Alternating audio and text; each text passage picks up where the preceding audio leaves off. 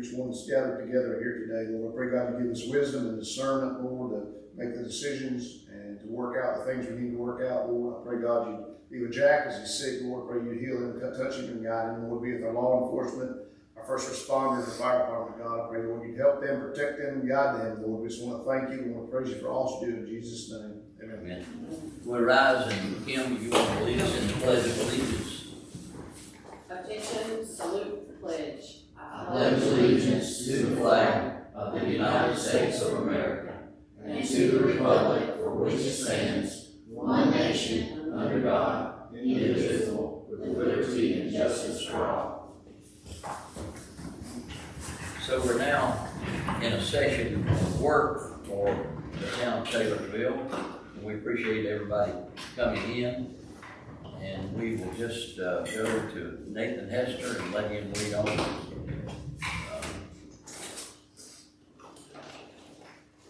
All right. So with the proposed budget that you have before you, balanced as of now with all of the numbers that we have, we'll talk about a couple different things through that. One thing we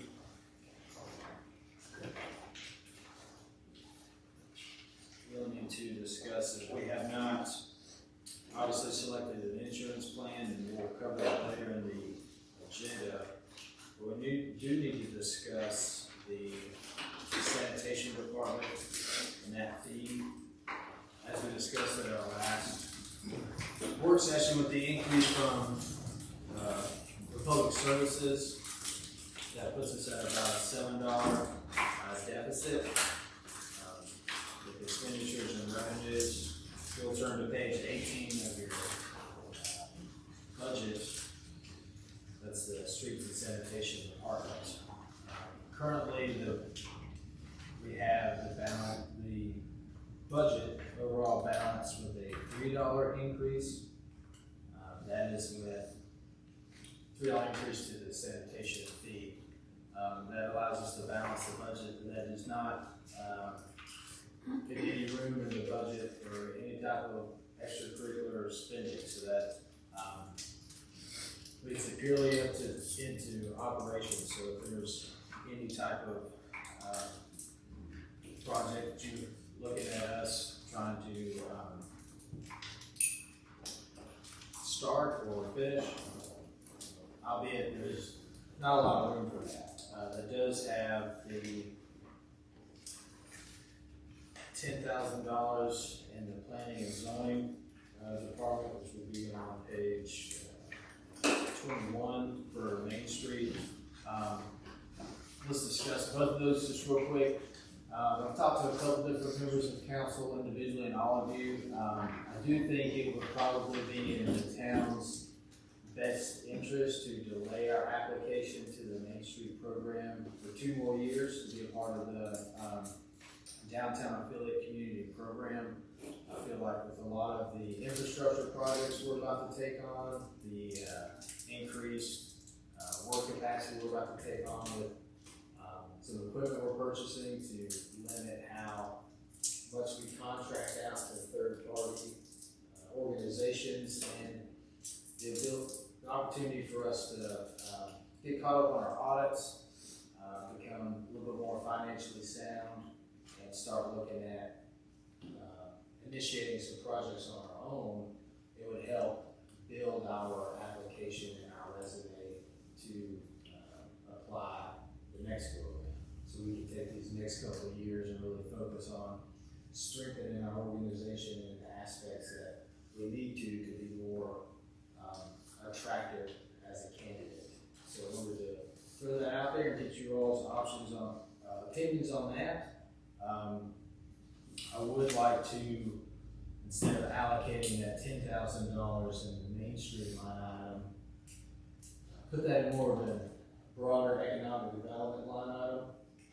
We could take, if we, depending on the amount of fee increase for the sanitation, we could take some money from that and put it into that economic development line and say have $22,000 there for the opportunity opportunity to start looking at different projects in town to start and to, just see how it goes. Let's, vet some projects vigorously and thoroughly, and partners in those projects, and start building ourselves up and start looking at improving the town and the downtown and commercial districts. But that's going to require a little bit more than a $3 fee increase. We probably want to do 4 or 5 to have some money in that line item. So just wanted to open the floor to discussion on all of that. Main Street, the sanitation fee, where you want to see this budget go, and what you want us to be able to try to start to accomplish. Can we talk about that sanitation? Have we gotten to a consensus, or are we arriving at a consensus to drop the recycling with the town, or does anyone have heartburn about dropping the recycling in our town? The only issue with dropping recycling is you're still gonna have the same amount of waste, right? Which means Our tipping fee is gonna go over the scales, just like there's more poundage going over the scales for the tipping You're fee. just gonna have people start to throw that recycling in the trash. right, Yeah. but they're gonna take the recycling trash can up, right? Right. So you're gonna have one trash can as opposed to have 2. Mhm. That's the only thing I wouldn't see. I have a problem with either way. Well, I guess it's impossible to try to construct a recycling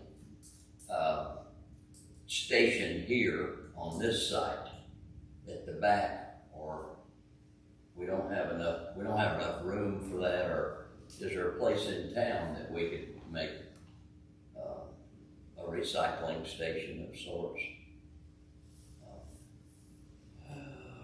But, I mean, we don't have to get bogged down in that. We can go on to another discussion. I just wanted to see if anybody wanted to talk about the recycling.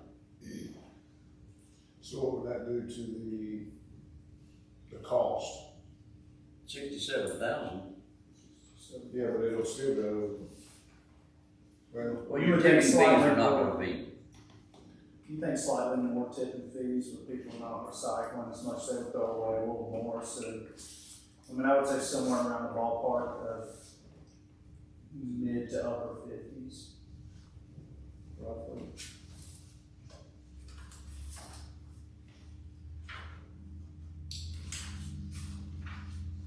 Which sheets is on? 18. You think it would decrease, maybe 71.5 for the tipping fees? Overall savings to the town, I'm saying out of that 67.5, we're Another probably 10, looking yeah. mid-50s of what we would truly save. about 17,000 is what we would pay probably. If you took out, Republicans expecting that revenue, I would assume. So if you took out that revenue from Republic, do they turn around and kick up your trash fee? That was one fear we had in conversation with staff is truly if you do away with recycling, do they make up the revenue elsewhere, which would be trash expense. So then you're getting less service for more money. And then We gotta raise the fee more. you gotta raise the fee, and then they're getting recycling taken away, and then it would be a So it's kind of an unknown at the moment. There's not been any hinting around our public service of doing that. We don't know the total cost savings yet.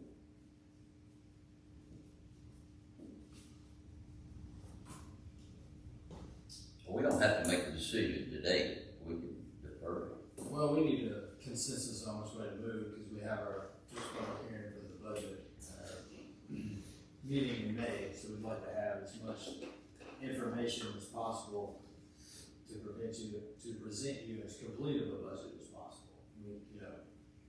We still haven't heard from Duke on what their rate increase is gonna be, so if we don't have that for May, then we'll just present you a budget that doesn't have that in it, and we can go from there. But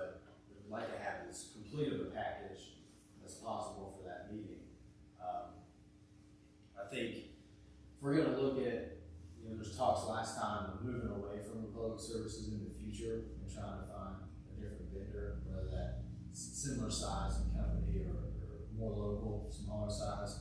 I think at that point in time, we can really consider implementing a local convenience sign for recycling or what we're gonna do with that. I think if we're gonna increase the fee this year, whether that's $3 or $7, let's maintain Leave the it level the way of service that we Right. have. So that limits the amount of complaints that we get, because we're gonna get some complaints on the fee increase, so let's not decrease services that they're paying for. I agree.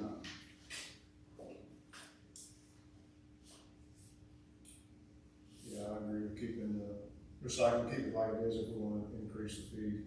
I don't wanna increase the fee, like Nathan said, and decrease the service, it would just multiply Which we said, the reason why we're increasing it is because they have increased it on us. So, I mean, we can Right. always say that Correct.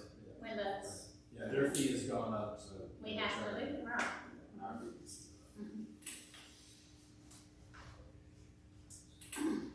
Is there a consensus on which way you want to move forward with the amount of fee increase? So you said 3% would give us what, or $3 would give us? $3. Give us what you're looking at in the budget right now. So we still don't have the Duke rates, and we haven't selected an insurance option, so we haven't budgeted for any type of insurance increase right now, as we'll discuss in a little bit. A lot of the plans and the options look similar to what we have now, depending on who you go with and what your availability to get things from different providers. It could be slight percentage increase, slight percentage decrease. I did just receive an email a few minutes ago that a lot of our quotes are off of the June 1 Board of Insurance numbers. So now that the July 1 numbers are coming out, it looks like some of those will be up to a 6.9% increase. So if you look at what we're paying now, we're paying about $98,000 a year in insurance and benefits to the staff, and that would take it up to 205, just as what our current option is. So it's an extra. It come out to a little bit over $13,000 and a little over $1,000 a month in added fees for that, added cost for that. So on top of what it was. on top of what it was.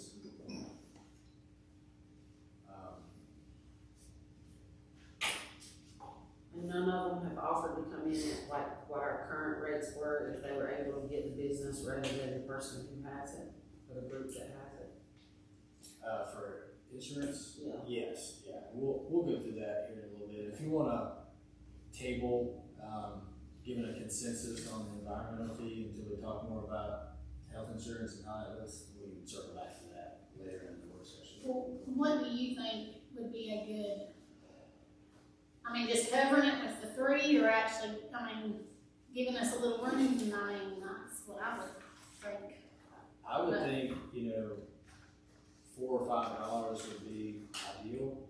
I think if you go the full 7, it's gonna cause a lot of grief at the window up front for staff I was gonna say, Every- yeah. every month. Mhm. I'd say we go ahead and look at increasing it 4 or 5. That gives us a little bit of room in the budget, depending on how the rest of the numbers work out. And then, we'll just aim to keep it at that. And then, depending on how we're looking come May or June for our final adoption, if we want to see 50 cent or $1 increase there, then we can, depending on what all we're going to have in the budget to be able to do. I think giving it $4 or $5 now gives us the opportunity to look at, okay, well, insurance may increase 6.9%. Gives us a little bit of room to work with that.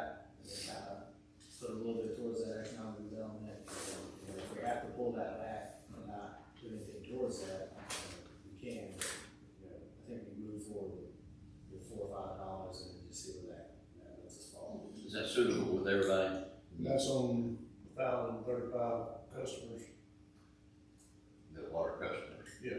No, but then it, includes, Aaron, the, customers at the apartments. And how does that, like McKeever's, how do they get billed for? They get rollout service, and so Frank pays, they have one master meter, so that account gets charged for the 40 units that are there. But they get charged 40 Yep. environmental fees. Yep. Yeah. And then the other apartments? The other apartments, they get charged as well, Okay. but if they put a mattress out or sofa or whatever, we pick that up. They get the raw rate of the deal. Question I had for Nathan was, do the businesses pay a garbage pickup fee if they have a dumpster? I mean, what I'm saying is, do Environmental we, environmental, They pay the environmental fee even if they have a dumpster. I guess, is it more for a business? You said $40 for environmental fee, but for a business, is it more for a It was business? it's 40 units up there, Frank. Okay. Because there's 40 houses there, they got 40 rollout bins, one for each house. Okay, As far as businesses go, there's no, it's all the same straight across the board. straight across, they don't pay any extra. So we have 1,035 customers, that's what you said. More I than think it's that. 85. 1,085. 1,085. It's a GDS contract, yeah. And that's same amount, $22 across the board, that's what they charge us. Yeah. Okay, But we base our revenue numbers off 1,000 customers, as if we bill 1,000, sure. just for financial Just, purposes. Cushion. Does that satisfy what you all were planning, what you heard here? Yeah, you know, 4 or 5 dollars. I would say,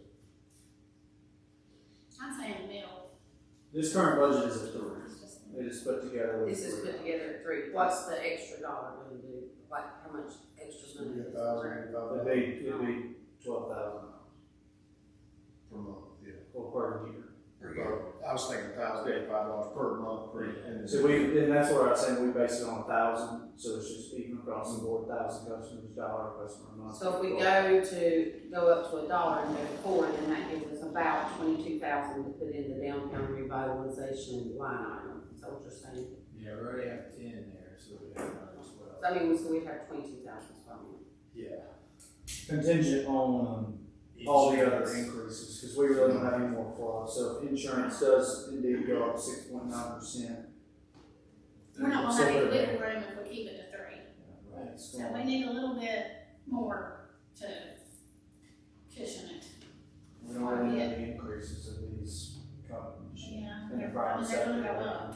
So is there any other way to save money with GDS? And I know I've already asked this question 1,000 times to Aaron. So there's no way to save money with them if we have the whole entire historic district, business district, put so many dumpsters down through there and require the property owner businesses to put stuff into those dumpsters rather than having, like in behind my building, there are 11 or 12 cans because there's 2 cans per 1, 2, 3, 4, 5.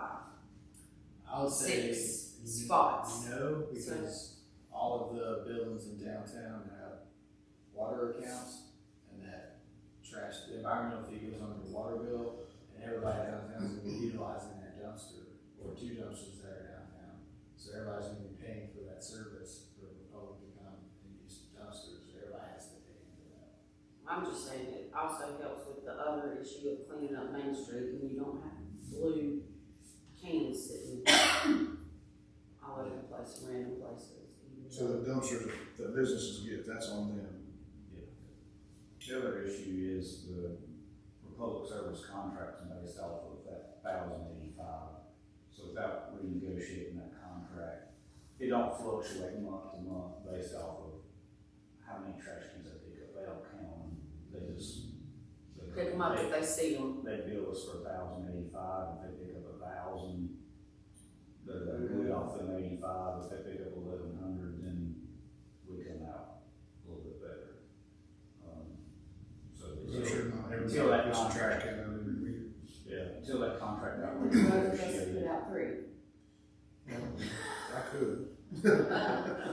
Two, you know. When that contract comes up for renewal, then you could negotiate those numbers if you want to do that. Another thing you gotta think about too is, put a dumpster behind that building, how many people will come in and dump on you if you don't have a gate? Well, there's people that already do that. I mean, there's people in my building that bring their home trash and put them in them trash cans behind our building because they live out in the county and they don't have trash service at their house, and they've done it forever, and they think they can just do it like they do other things that they ain't supposed to do. But they That's illegal according to the order. I know, but you just go up here and tell them two women that they can't do that. Let's Just just, like you I'll tell them on the recommend parking 5, places. and then we'll move forward with Gives 5. us Yeah. 60. Anybody have a I hard just on wanna with make 5? sure we have enough cushion there for increases that are more than likely going to take place. That's just, that increases at 5, but we still, Still have $2. we still eat $2, We still so. need $2, which is not as bad on our tax rate, or the money that we're taking out of our ad valorem to cover that, and, you know, it's a little less. So we're still robbing Peter to pay Paul. A little bit for $2, so, but it won't be $7. Right. Yeah. Right, Then We're it still in the balances the middle. budget and gives cushion. When was the last time, well, I know we increased it last budget, right? Didn't we increase it last budget, the environmental fee? Mhm. But then how many years before that have we increased it? Had it been since it had been increased? It originally started, I think it's 08 or 09, and it was, I think, $8 again. And up until last year, it was $11. So it had ran for 15 years or so on less than $10. Same thing we're getting everywhere else where nothing has been kept up for so many years that we're having to make major adjustments at one point. And And then we need to keep making them until we get it to where it's right. to the point where we have to go up big time. Yeah. But if you go to 5, it's possible, no promises, that you won't have to ask for another increase next year. To the Possible, but I mean, I agree, it's not certain. I imagine the Republic will have an increase. Oh, absolutely. oh, yeah, Yeah. oh, yeah. Politically, you may have already covered that. Right. Well, we had said we were either gonna have to look at raising taxes or raising this fee. I mean, when we discussed this last time, that was the two options. Yes. So, I'll say we go with this first and see how it goes. It's $60 a year versus whatever they'd have to pay in taxes, which is a lot more. A lot more, yeah. Depends on the house. People, the average house will probably see less with a tax increase. But then people with multiple houses would see more, and businesses would see more of the increase. So your average individual will probably see less increase on the tax increase opposed to environmental. But they wouldn't say that, they wouldn't see that, because they would say that You you get raise more, their you taxes. get more of a complaint from that than you do this. I almost guarantee that. We're just simply passing along the increase that we're getting. Not all of it. Not all of it, we still eating some of it. Oh, yeah. Okay, can you go to the next one? Yeah. As far as the rest of the budget, minus the, insurance and contingency, look, really great. Got a lot of stuff in there, a lot of equipment we're gonna be purchasing this year that will fit in there. Where, you say it's gonna be put in there, or is it already in there that we can see what it is? It's in several capital items. Let's look at,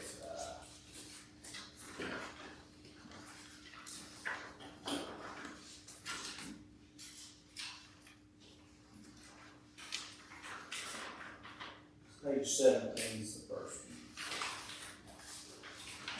Thank you. For the police department, their capital outlay, we have the 42,000 for their vehicle, and then you can see, slightly above that, just before debt service, there's the vehicle equipment, and the 12,000 in there that'll be required to equip, that vehicle.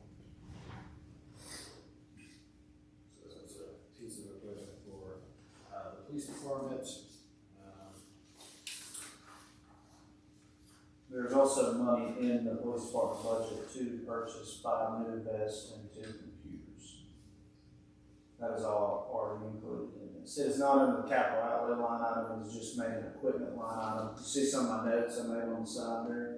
Mhm. Up top, at the $10,000, that should roughly cover 2 computers and 5 vests, contingent on the reimbursement from the league.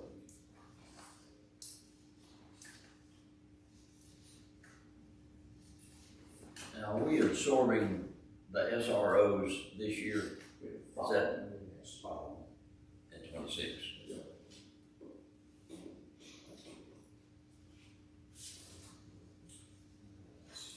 So the 82,000 for SROs is just for one right now?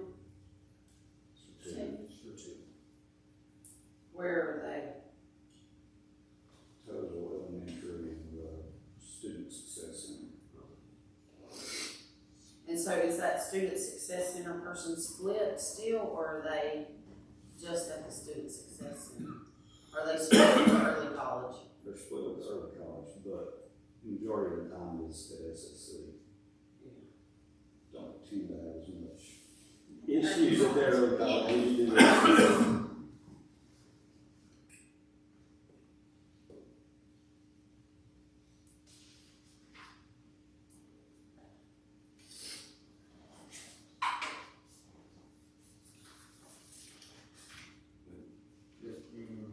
Yeah, we're gonna have to, we're gonna get through by 5 o'clock. There's 5,000 in the streets and sanitation, outlay, but, we're leaving that there for now, we're not planning on personally anything on it at all.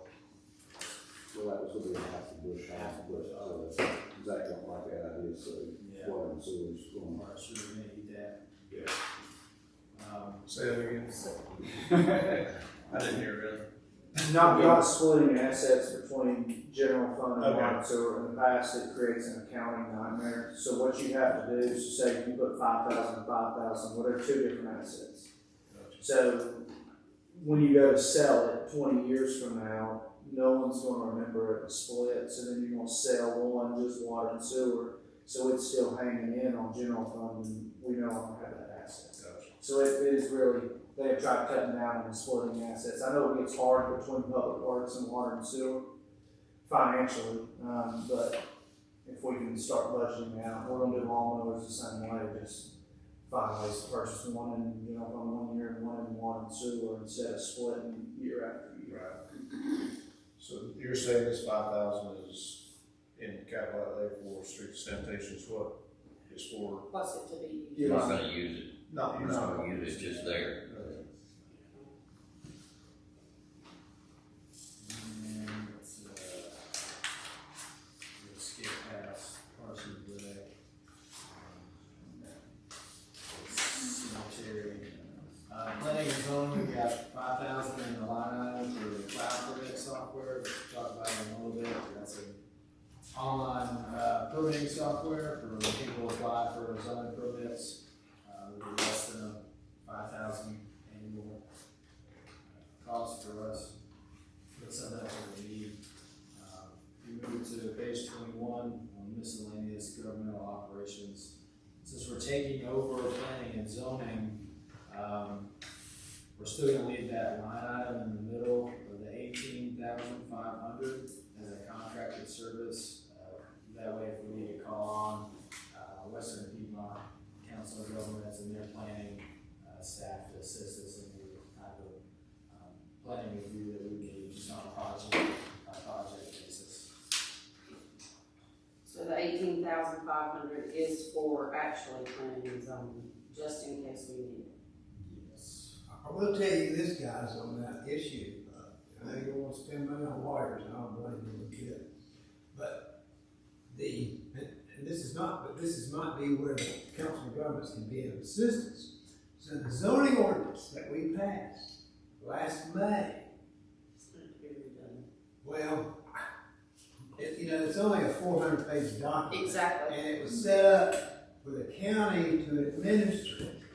And of course, that was what was done. And now it looks like we're gonna be administering it. And, I can't tell you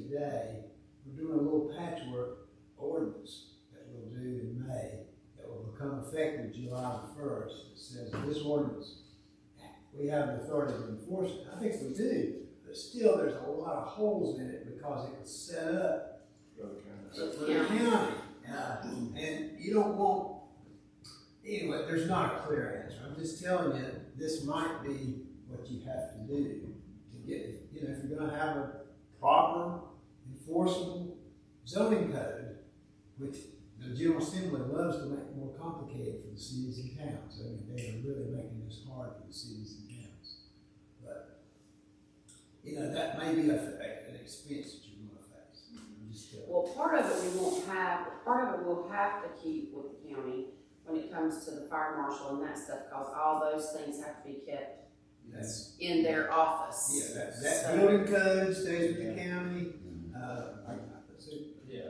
That's all, yeah. That has nothing to do directly with the zoning permit. Yeah, the county would still administer the building codes, so they would do building inspections, Right. fire marshal inspections, and all that stuff.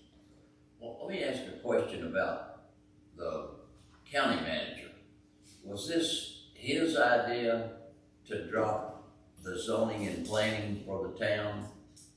Or was it, did it come from the planning and zoning department down there? It was mutual, between the town and the county, because as a town, we didn't feel like, we had as much say-so in our own zoning, and we didn't feel like we were getting as big of a bang for our buck.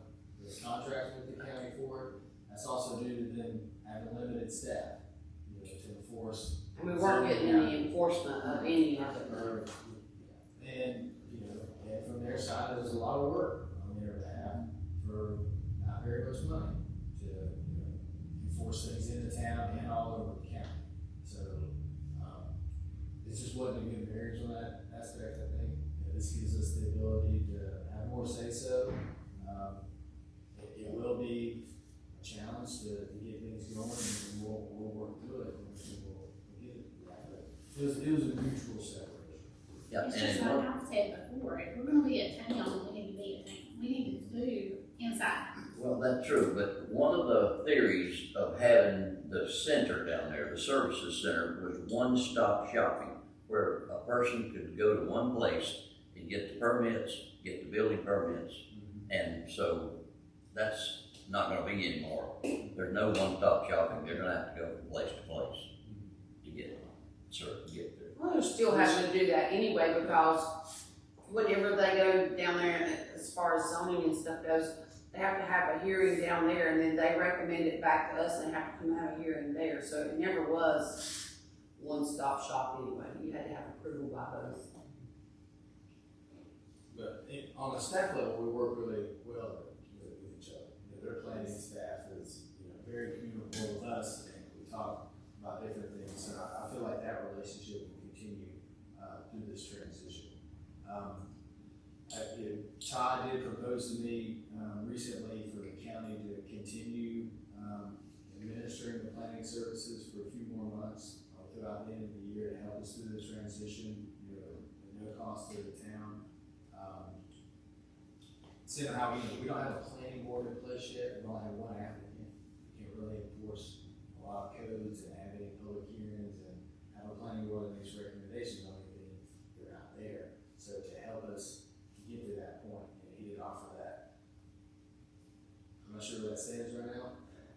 So I'll try to gather as much information as I can on that, but we'll work through it and we'll get through it and make it happen. So, let's move on. You see, we have people, though, we appointed people to that board. Yes, but it's not our planning board, it's a Right, it's it's a their joint board. planning board, yeah, Okay. with representatives from the town, yeah. Well, if they're split out, can the ones that were put on that board from the town not be moved over to serve for the town? Because do they need as many if they're not servicing the town? Well, they wouldn't really need a representative from the town on their planning board, because then they can't really make any recommendations. Or the within town. ETJ, Or the ETJ. Right now you got two. Yeah. You got, William Mitchell William Mitchell. from the ETJ, and got, Matt Sherman as our in-town representative. And I don't know that either one of them wouldn't mind moving to our planning and zoning board. That would help, so they have some experience. Mhm. Yeah. You don't have a full board of brand new people. Yeah.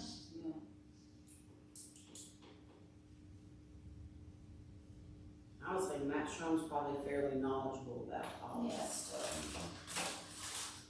William, I love William. He's been on there for several years. Oh, so he'd have plenty of knowledge as well.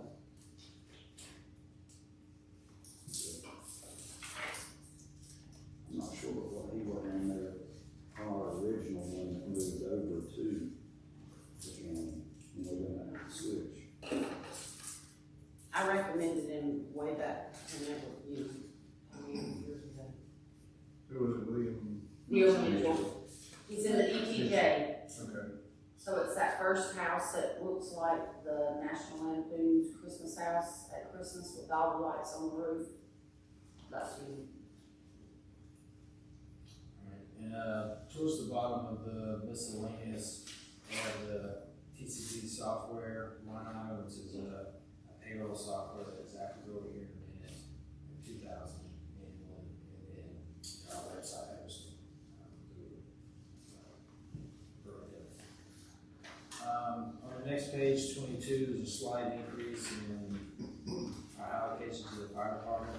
There's a slight increase in our ad valorem revenue, so 5 cents off the top of that goes to the fire department. You can see there that increase is almost $2,000. Let's jump ahead to page 29, this will be the enterprise fund, general expenditures.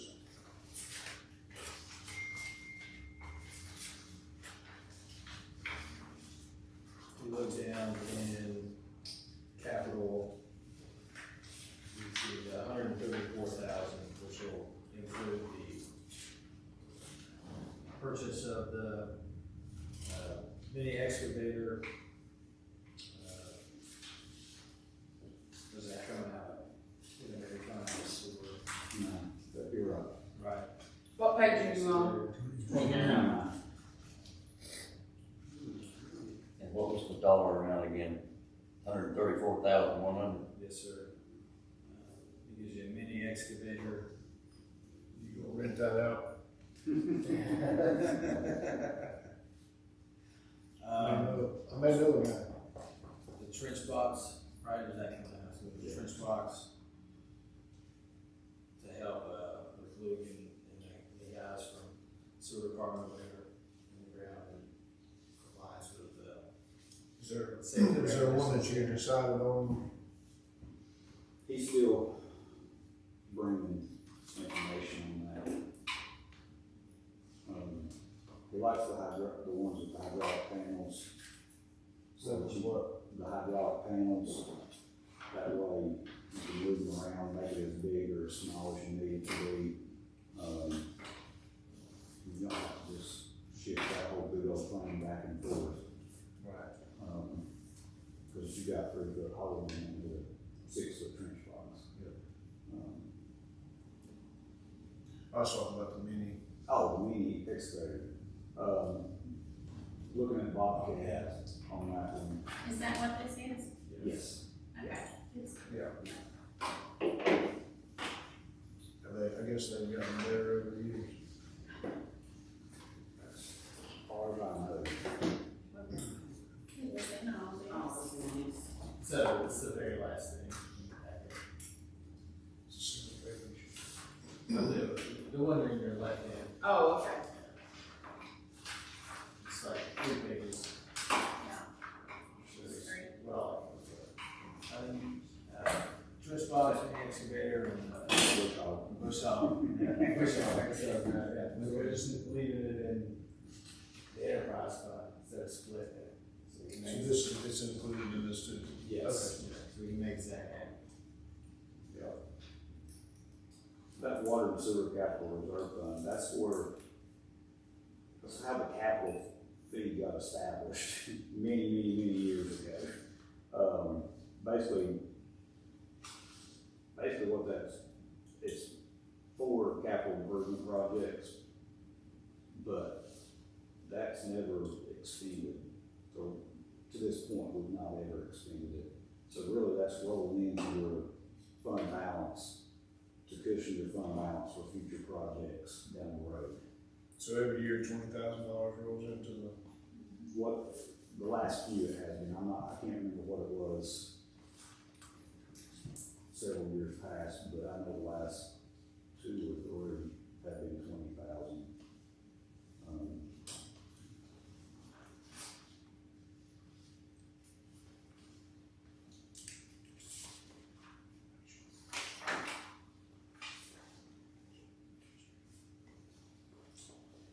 Let's, any questions or anything, not anything? And then on page 31, in the sewer expenditures, with the bottom capital outlay, there's 50,000 there for, pickup truck for the sewer treatment facility, take that, that's right. So the actual only equipment that you've discussed is the mini excavator and the pickup truck. The bush hog, the trench box. and- That's in that. That was on, 134. Yeah, I was in the 134. The trench box, the mini X, and, Bush bush hog. hog was in 134. Right. Police vehicle. Oh, and a police vehicle. 5 vests and 2. Yeah, that's in the other, Yeah, That's in the that's in the police department. Right. And this 50 for, It's a pickup truck. is the truck.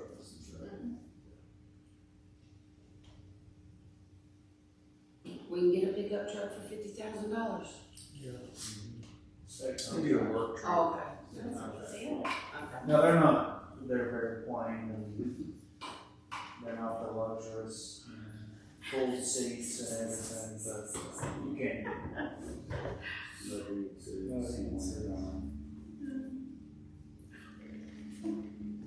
This will be replacing anything. Yeah, and that's 150 there now. Yeah. That would 150.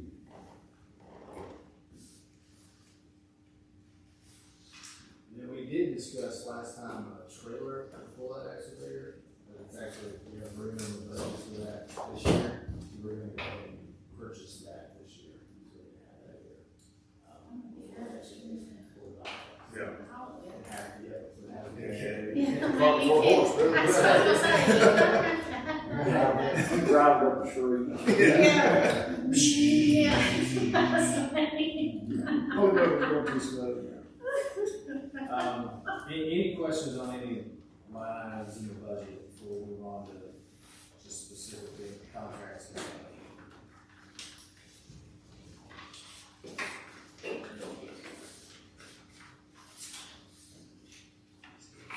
It's, well, it's getting now. Oh, yeah, we have one of these.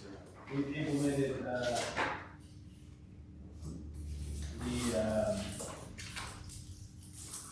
planning revenue, where for the permitting fees, we're basically just gonna plan on adopting the same fee schedule for planning at, the county. We'll just take that on and assume that. Feel like that would be the easiest thing to do the first year, since we haven't been collecting any revenue historically for permits. We can't really project how much we would make. So, we took, how many permits the county did in the town and the ETJ over the last couple of years, and put that against their fee schedule, and it came out to, a little under $4,000 a year in revenue. So we just, if you look on page 9, you can see about 3/4 of the way down the page is the planning and zoning revenue for permit fees and land development application fees. So we just projected that revenue to be pretty low with the permit fees the first year. We can build off of that, put it at $3,000. And then the land development application fees are for your larger projects, like your major subdivisions for residential development, major site plans for large commercial development, rezonings and additional districts and things like that. So, special use permits, anything that's gonna require, some type of public hearing, for somebody to apply for a land development application. We just projected that at $1,000, since we don't know. And then we'll implement, what our fee schedule is for planning and zoning into our fee schedule that will be presented to you at the public hearing for the budget in May. So, event permits and event vendor permits. Do we write permits for the Apple Festival and Apple Blossom Festival, and they come from here? They pay a $50 permit fee, and then they collect the vendor permit. They incorporate that into their application, they have a copy of our application, and their fee schedule has that fee schedule in it. So the money that GMK brings, the check that we get for the Apple Festival for like this time was $2,900 for this past Apple Festival. That's those permit fees. It's $25 for a food vendor and $10 for a product sales vendor, and there's no charge for nonprofit. And 100% of those permit fees come back to the town? She charges over above that. Yeah, Oh, yeah, Yeah. that's not all we're She paying. she just collects it for us. It's like $80 for a regular spot, and food spot is a little bit more, I think. Yeah, I think part of that goes to her, School benevolence. benevolence and, the rest of it comes back to us. But as far as event permits, if we start to incorporate more events in the future, you can see, these line items will change as we start to incorporate things. so like the event that Tylee and them are getting ready to do at the park. No, this would be more for, Permitted by the park, this is like closing the street. yeah, this is more for like events we put on. If we were to put on an event or somebody collects a fee on our behalf, the event she's doing, that's at the county park, we just allow her to close our street. We just close our street to allow her to encroach on it while during the festival. So we don't charge her anything. She's not paying a fee for us to have her event. She may pay a fee to the county to use the park. Yeah, she is. Cause they do. Yeah.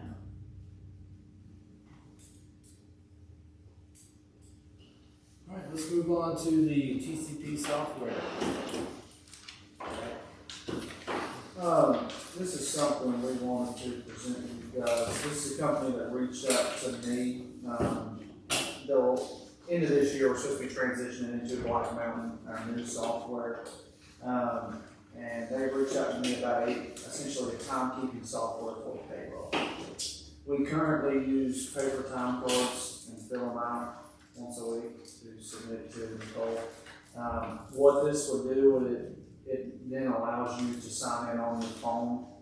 Police department can sign in phone, computer, we can sign in on Get Town Hall, or you can actually buy an actual time clock like we have here, but it's all digital now. So what this would do was it keeps up with your time. You can put a geofence on the town, essentially requiring town employees to be in the city limits before they clock into work. And that is on your phone. It tracks you. If you clock in outside of the town, it will notify your supervisor. Instead of waiting until Monday to submit time cards, this does it daily. So when if I clocked in this morning at 8 and clocked out at 5, it then would send it to Nathan for approval, and he could say, yes, he worked this yesterday, and it automatically keeps up with your time. For PD, it automatically tracks all their overtime laws and everything, making sure they reach their limit, comp time, everything. I mean, it's kind of a one-stop shop for payroll. keeping software, callback time for water and sewer, it automatically calculates it at the rate it's supposed to be at. Cut overtime and all that stuff, so there's no over and above.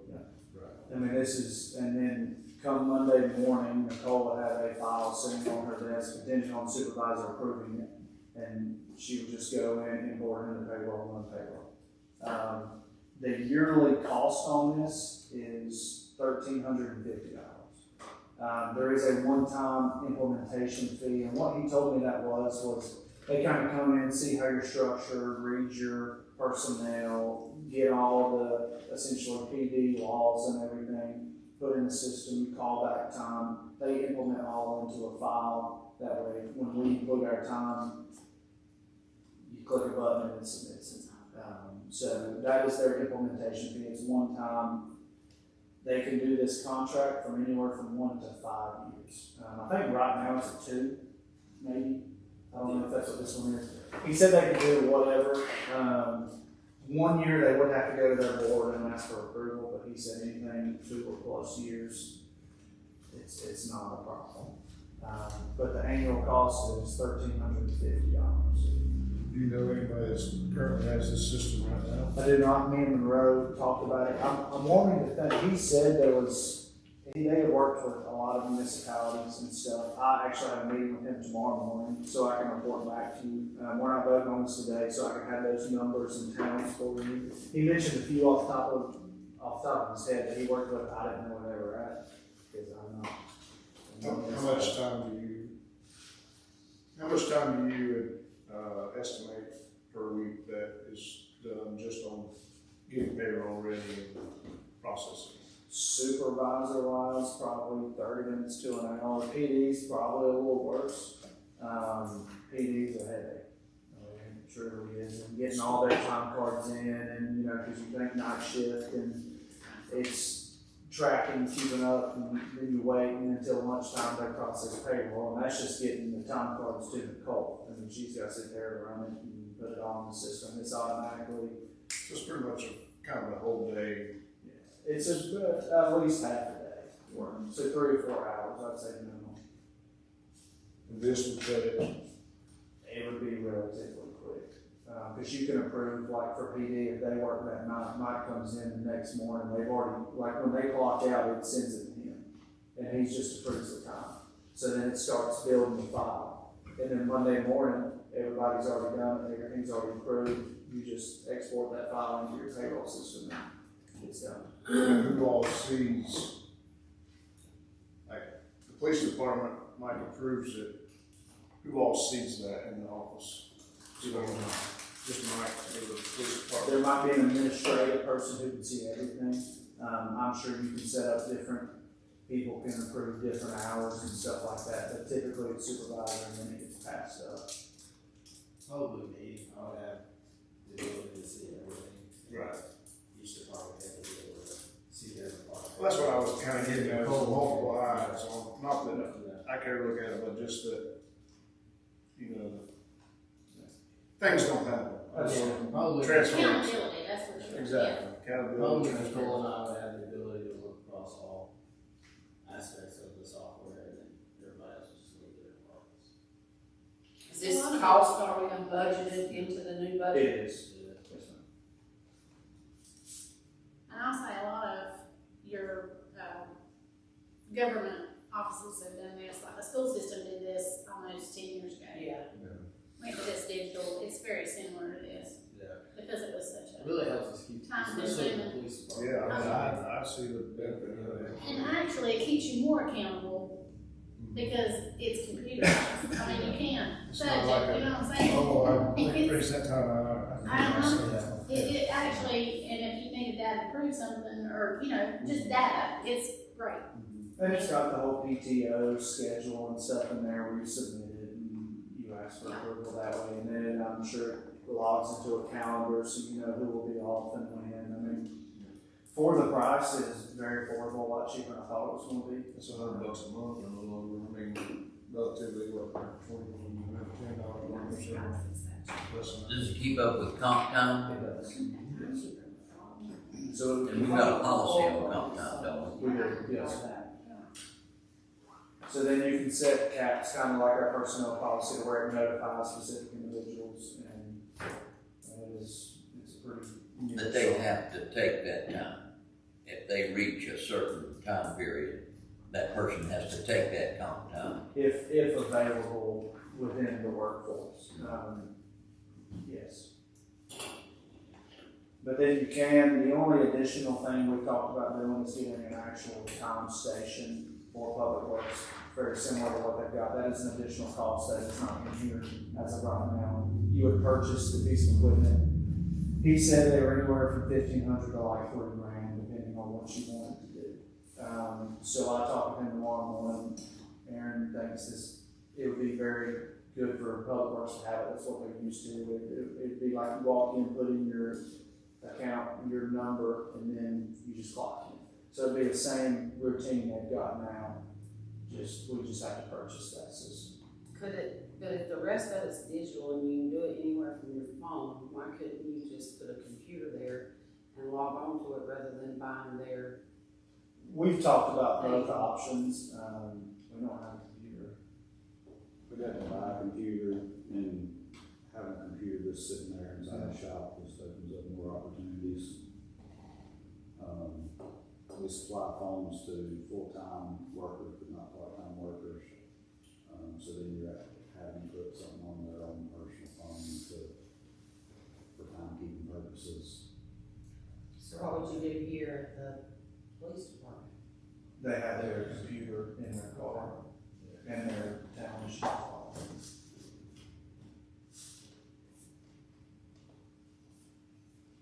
That's really all I got. They do have a calculation page kind of going on your point there of what they think overall cost savings would be to this town.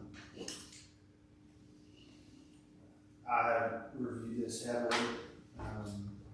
I would say overall longevity wise, it would be cost savings and efficiency and just overall better timekeeping for the town.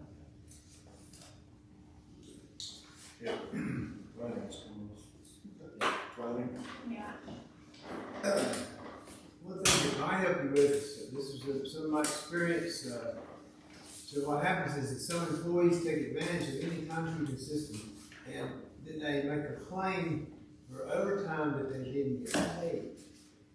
And so this, and that's, you don't want that, because that's a very criminal situation, and if you've got it digitized, that gives you that extra backup. What happens is that people like to clock in early, and the only way to stop that is, of course, that would be this record that you would have, would be a digital record.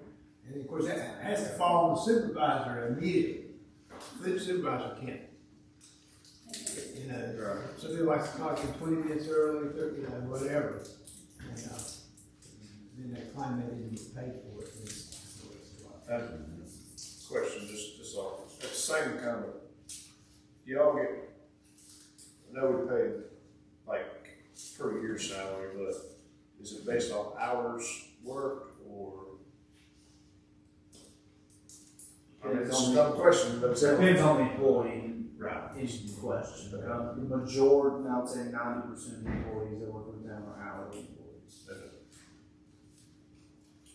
Only people in this building pretty much are Salary. salary. It would be the people in this room would be salary.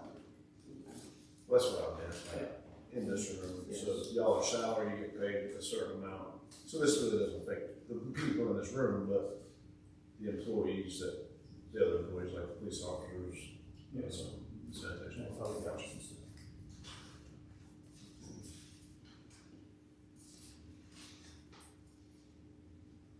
Alright, let's move on to, can we get a consensus to move, for when Zach meets with this guy tomorrow, kind of move forward with implementing this with during the budget year, we'll bring this contract back to you, or if they provide a budget contract at the May meeting, so we go ahead and approve that for next budget year. And really, in what terms, I guess you would want, contract length wise would be the only thing to ask question. And we'll talk to some other towns, like we discussed the other day, just kind of get a general idea of if they like it, how it's going for them and stuff like that. The only thing I would have concern is if we go to a long-term contract with them and we end up not liking it, then we're stuck in that long-term contract. I would, just for, and if you talk to somebody that likes it, and several people that like it, and they're like, yeah, it's good, you know, that's different, but if you don't know of anybody that's done it before, I would say a 2-year contract to start off with, at least a small. Our only fear of going shorter was potential increase after 2 years. If we like it, and that's something we want to continue, and they say, well, now it's gonna be 5K. Right. And I mean, it's what happens, Right. unfortunately. So It is a very affordable rate, at $13.50, I think, a year, just an overall, I think we could save that long-term wise. Right. Just in manpower to do it, so. Well, I think if other people that are using it are okay with it and have had good results with it and they've been using it for multiple years, then I think we should go ahead and do the longer contract. And I'll ask about the termination side of things in a little bit, if there's fees and you pay it, and I'll figure out all that. I think the customers would probably increase as well, so they're piggybacking off of Black Mountain, and there's numerous municipalities going to Black Mountain in the next 3 to 5 years. So I think that clientele is going to increase as they get them implemented in Black Mountain.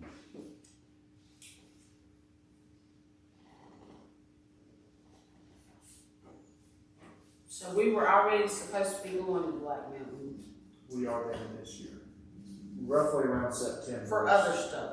For everything. Yeah. Black Mountain's gonna be, where we use Harris now, all of our servers gonna be moved to Black Mountain. So moving forward, this company is gonna be part of the package that Black Mountain offers. Yes. It'll import into Black Mountain. They're two technically separate, but it will import, and it will actually import into what we use now as well. So that'll be a real trial run. They said there'd be no additional cost to have an import for both Harris and Black Mountain.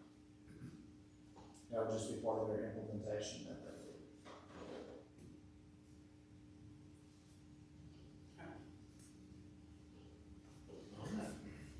do. Let's move on to cloud for a bit. I gotta take a whole lot of time for this when we get to the insurance stuff, but this is it's a software system just like the payroll link is for planning and zoning permits.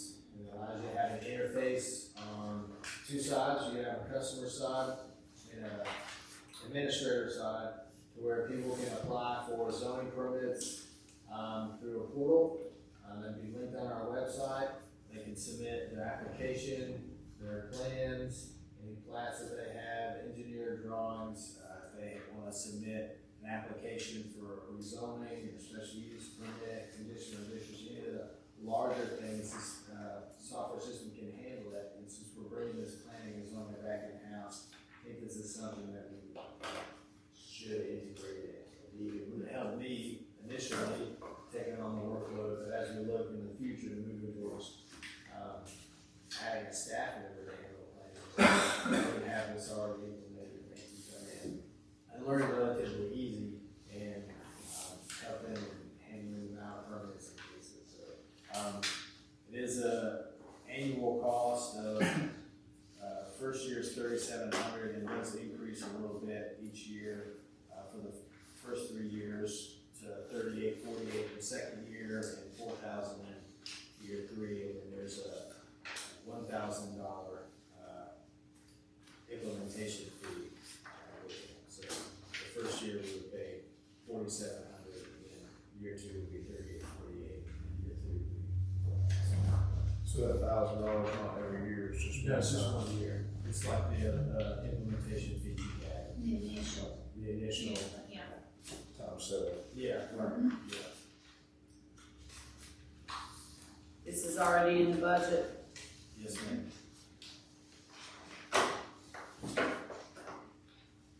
They'll come in and do the training. So Yes. do we have, computers and stuff that are capable of running this, or do we need hardware upgrades? No, it's all web-based, so our computers now connect to it, and they help keep house records for us, create other notices and things like that. This, this something that the Western Piedmont Council of Governments recommended? Of what we were gonna work with them to start on some of No, this, or it's just something you found? I reached out to, on the Appalachia State Lister and, the assistant town manager in Cramerton, North Carolina, who was also the planning director, recommended, this company, and said that they just switched to them, and they really like him, and it was working out really well. I reached out to them, and they, set up a meeting with them, they did like a little demo for me, went online, and showed me all the interface and how different things work, so, yeah. It's nice, it's really good. So there's no, go ahead. go ahead. Good. There's no interface fee. In other words, if we feel like that our computers are not talking to this software, they're not gonna say, well, we gotta charge you an interface fee to redo. No. It's like a web-based platform that you go on. So if there's some troubleshooting that has to happen, then it's probably typically maybe some type of backdoor thing where you need to work with like a firewall or something on their side, but, It's $180 a month. Professional service. Is that what they're talking about, like any? No, I think, no, troubleshooting would be through, would be included in the price. Okay. The, So the extra price. that's extra services you can add on. Professional services would just be, any other type of professional services they offer, that you wanted to add on, such as, additional training, you wanted to train additional personnel, more so than the initial.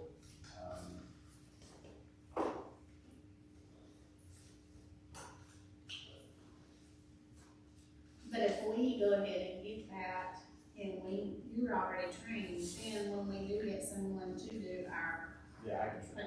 right, Yeah. so we won't need them, Right. because you can, if you've been using it, then you can just Right. show them how to do it. Yeah, exactly. So, yeah. On the road, it said you can, they can go online and pay for their. Yeah, and when we So switch, that be implemented like in our website?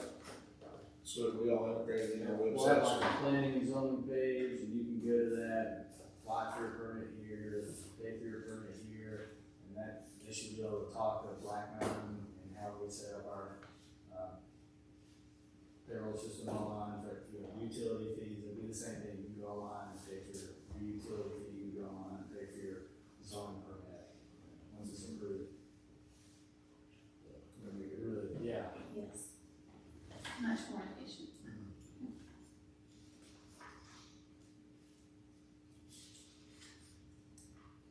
Do I have a consensus to move forward with that? Let's keep that in the budget. All right, so now we'll take a break, we'll dive into insurance. Okay, so, There's some 7-year-olds here. I don't have to do do a 5-minute break. I got them from the sandwich shop. From Heritage? Yeah.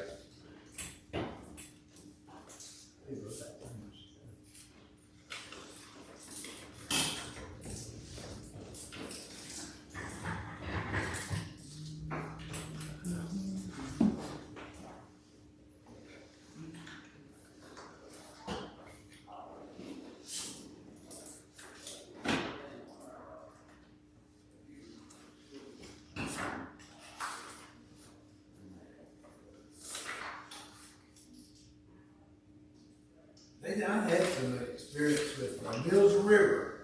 So our client's got a project going on with Mills River. So I had to apply for something for my client, and it was all online. I had to pay for it with the credit card. It worked.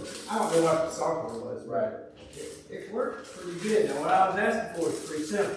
But I mean, but it did work. But like I got an email back about some inquiry from the staff person. And I know that, I know in Conover now that if you want to apply for certain permits, it's online. It's all online. I know that Gaston County a few years ago went to all online. They didn't accept any in-person applications. Yeah, that's online. That's old school people ain't happy about it. I know. No, they were not. But we just have to, but you have to deal with it. But at the same time, they had such an amount of growth. I mean, I'm talking thousands and thousands of houses. Oh, yeah. There, so I mean, if you're taking on, you think about construction drawings for a housing development, you know, they're gonna be 4 or 5 booklets, and they're about the length of the staple, half the length of the staple, and all about 70 pages. So you're having them submit that in hand, so you gotta keep those on file somewhere. You have to development after development. It's better just send it to us online. How do they do that? Is it like they scan it or how do they? Well, most of the stuff when they create it is online. Okay. The engineers, they have software programs. Doing all that stuff online, and then they only had, it was like Blue something, a software program that they had with, they could go in there and they could edit and make notes and look at, really delve into those construction drawings online, and boy, that's smart. You need to see me? Go for it.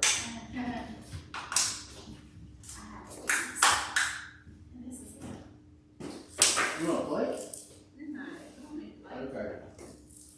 Okay. Sorry. Nice, but thank you. She's got the whole pan. Nicole, you want something? Yeah, I'm just gonna leave it out here, are you kidding? It's not here, they should tell me not. Have you ever had that done? That's done. They sell out of them so fast, you don't get any. You go up there on a Saturday morning, they have to go down and grill it. They sell out those donuts. Yeah. I know those are I'll fantastic. tell you, man, stop. I'll taste I them. just, I, listen, Unbelievable. I'll stop it. I mean, good boss.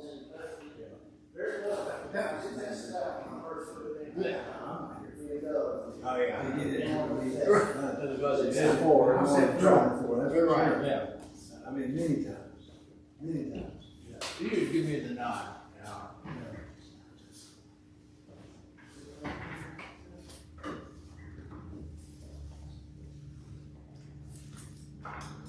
Well, she's gonna be taking minutes anyway, so I'll keep minutes, all right? Nobody watches our YouTube.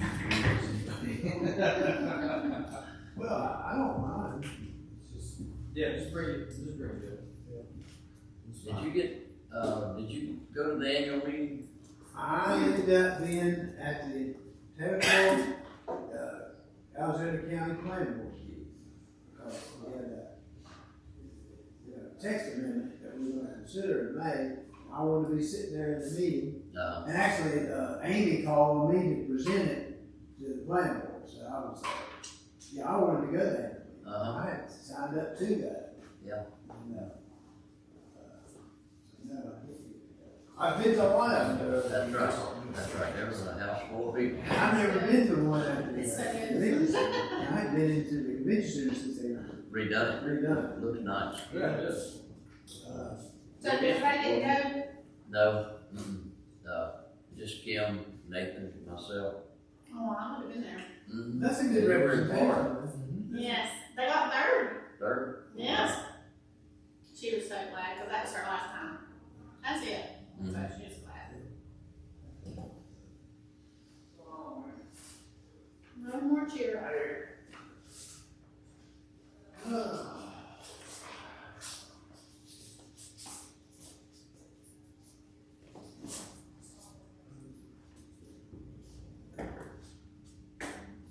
Our current plan is a self-run. Insurance? They're self-insured, I think, aren't they, at the state? Through the league. The league is self-insured. I think that's one of the reasons they went belly up. A Right? lot of places are, but A lot of these groups we've been, they're all promoting the self-run.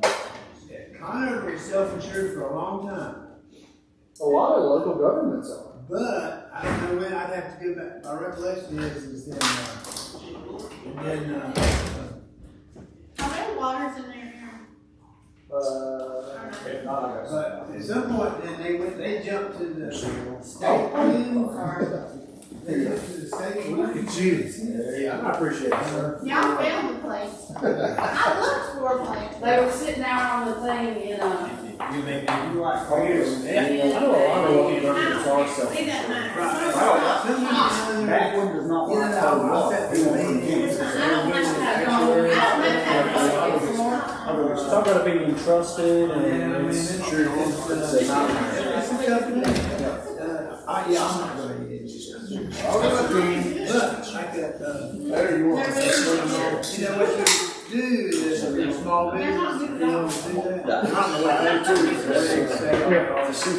If you have a single, who are you trying to compete? and then you buy some co-insurance. Oh, guys, this is Catastrophic insurance. You assume you can get reasonably, you can build up a lot of money, especially if you have a young workforce. Have you had their donuts? That's how they do Yeah. it. They start when they're young and they don't do a lot. Right. And then by the Yeah, time so you're you older, never they build had up donuts. I enough said you gotta capital. get there That's early. standard. Yeah. When is, Before they settle out. besides They were Joe selling Landry, Saturdays. who else is getting the health insurance benefit now? They're sold out by, 9 o'clock. Mom, Jean,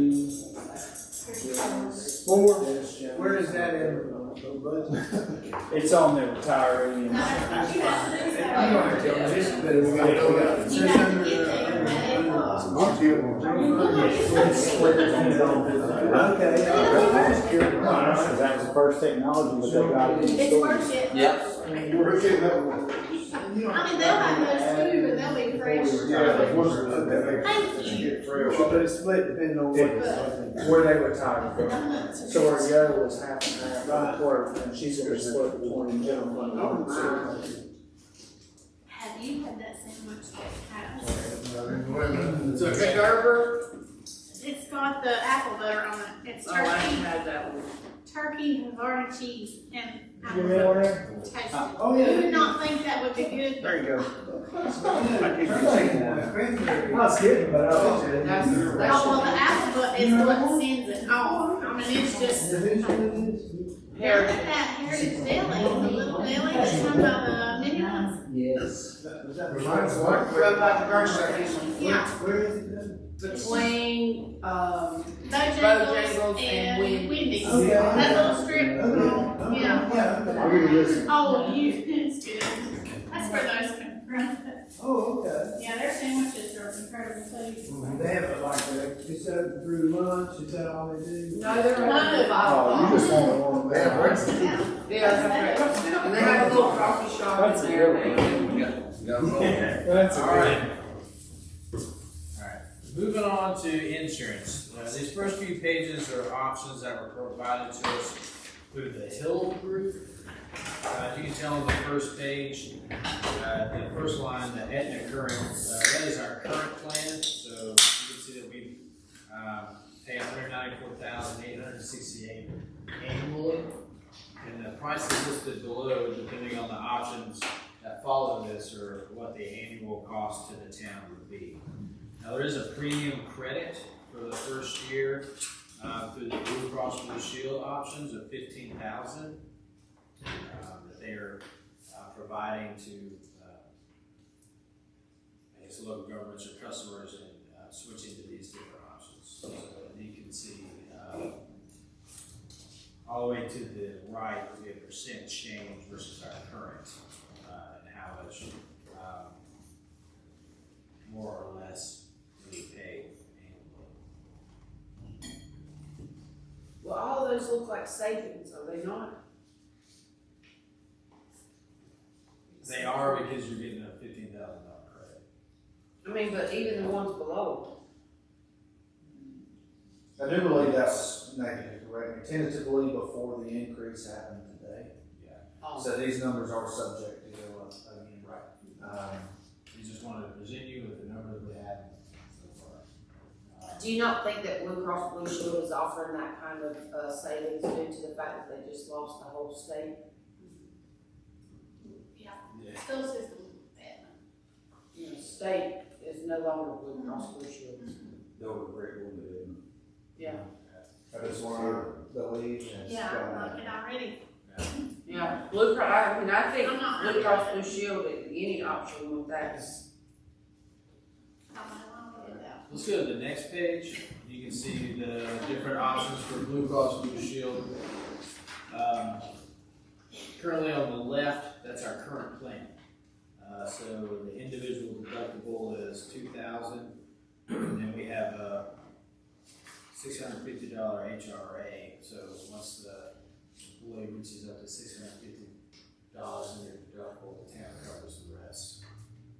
And you can see the rest of the numbers down through there for your co-insurance at 85%, your co-pays, your different specific providers, and then what that annual cost is,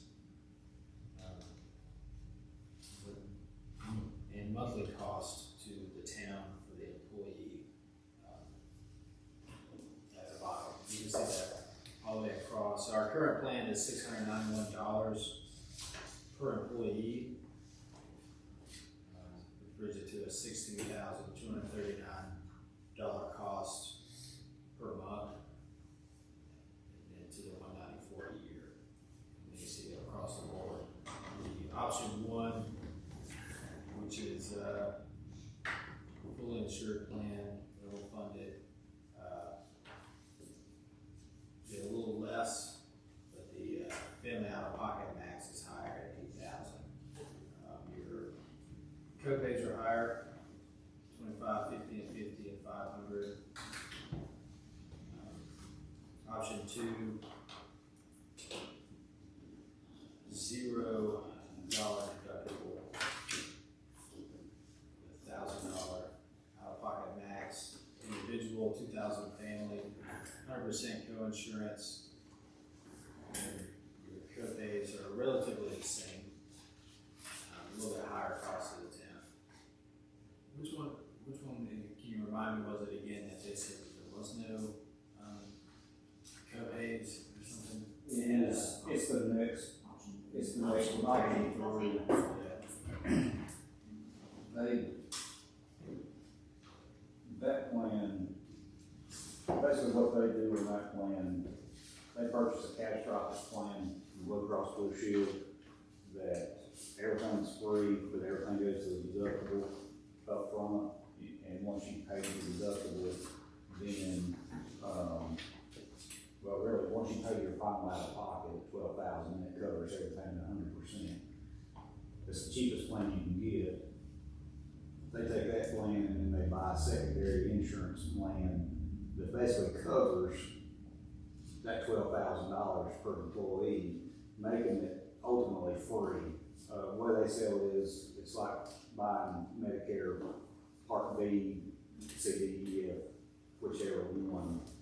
And so what Medicare don't pick up, then that supplemental plan picks up, and you just hand two cards when you go to the doctor, and everything's covered. That's something new that they were the only ones that pushed, or that offered that option.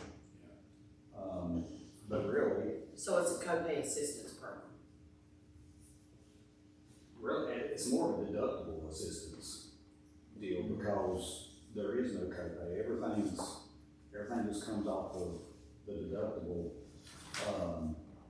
The only thing that you would have to pay for would be your prescriptions. And,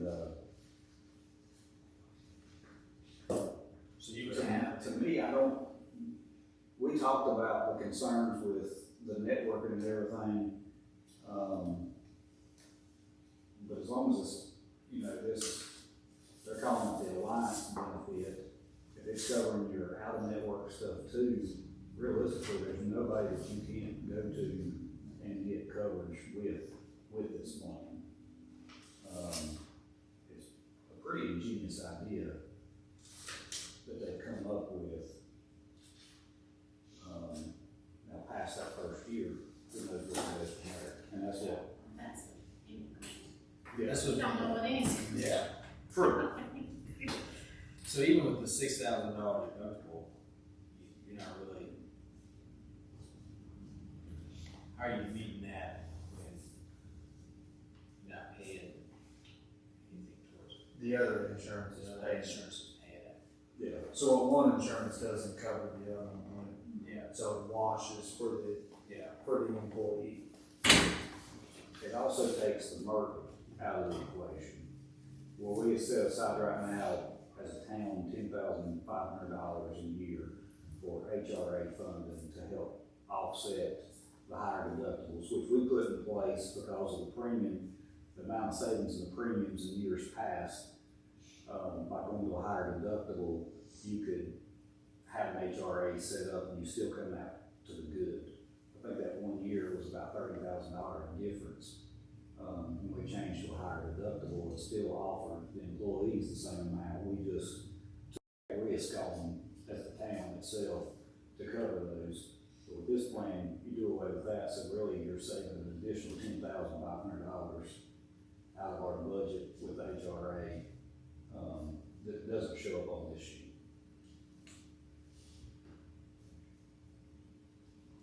So I think option 3 is our favorite from this group.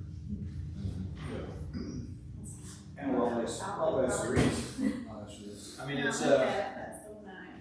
I mean, it's a 20-something dollar increase per employee, off of these numbers, so we can look to see what the new numbers show us on that, but I think that's,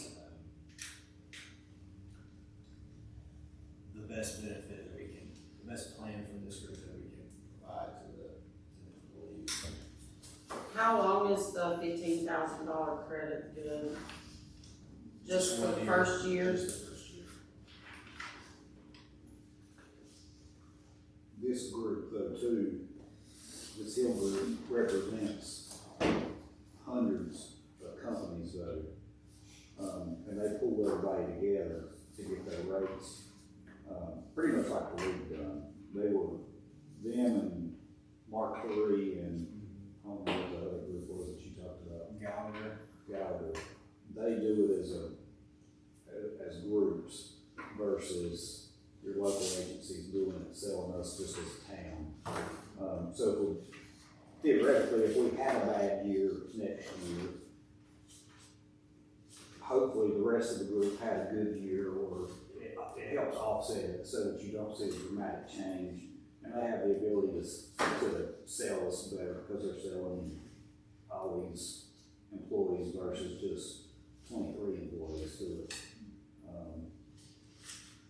I personally feel like one of those groups is the best option that we have because we can be a part of the group again, like the league.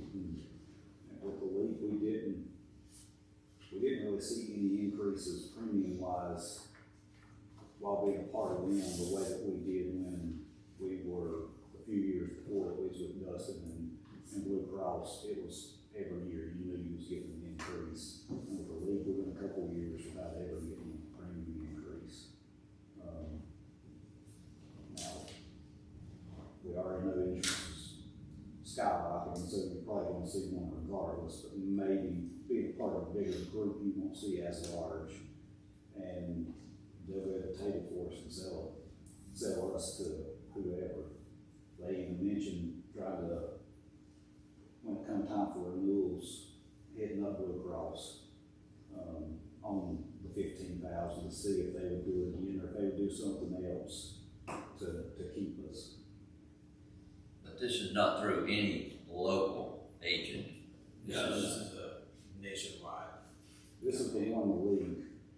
This is the one the league pushed out and said, we're going out of it, you should look at this group to help you.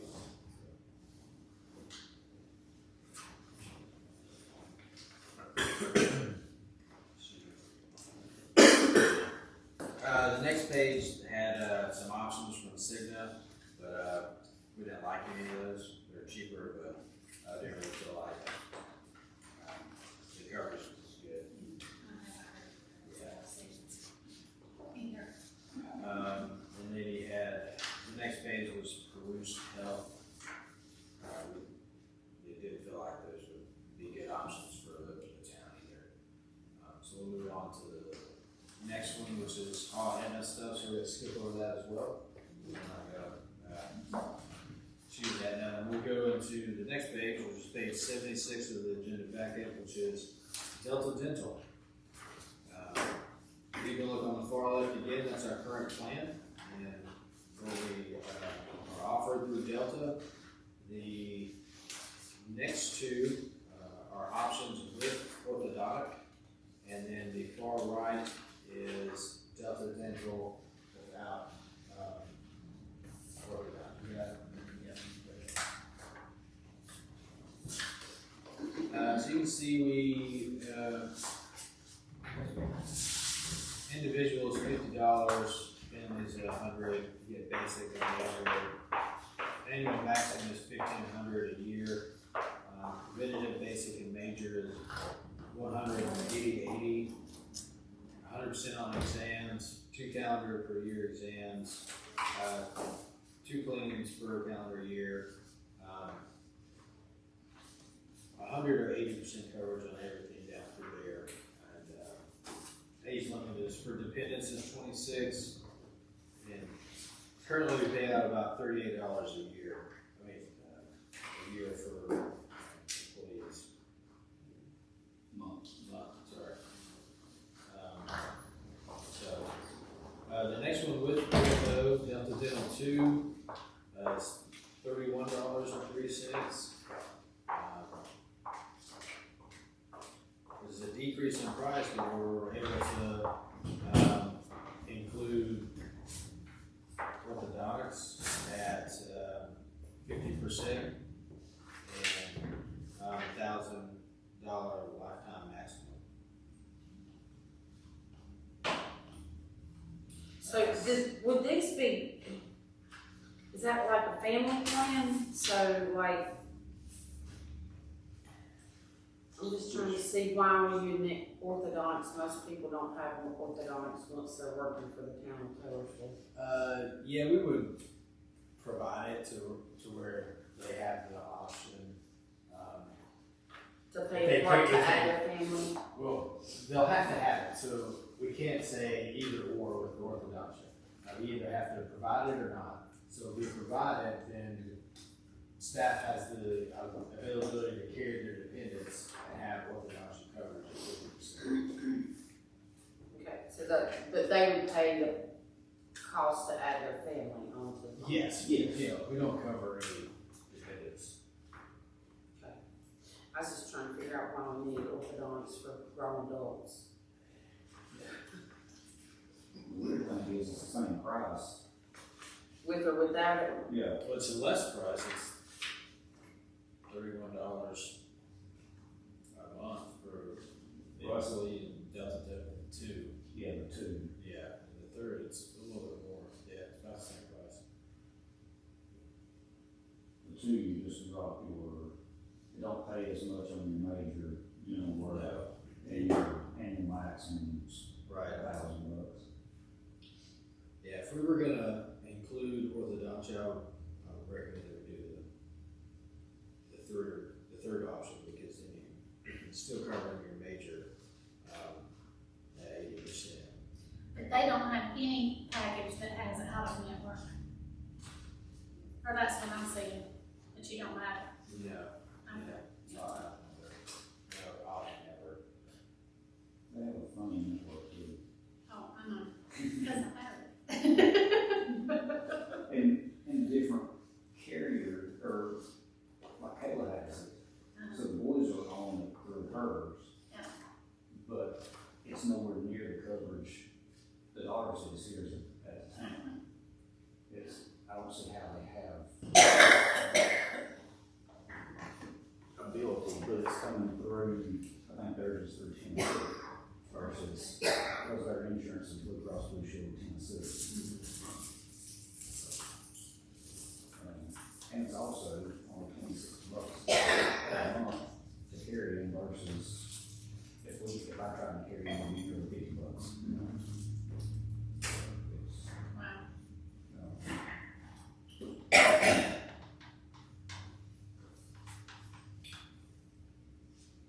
How do y'all feel about those dental plans?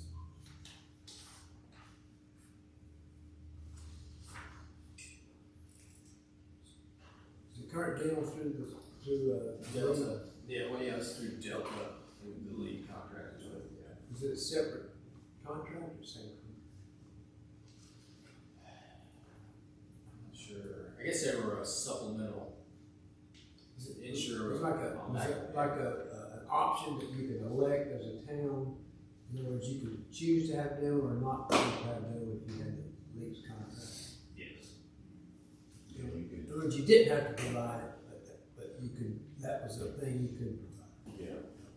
And for a long time, we used them for dental and vision and life, but had medical through a local. I got you. So they give you the option on what they would. So, But this quotes for Delta Dental was coming from the same place that the Blue Cross Blue Shield, that group. Yeah, yeah, it's the same group.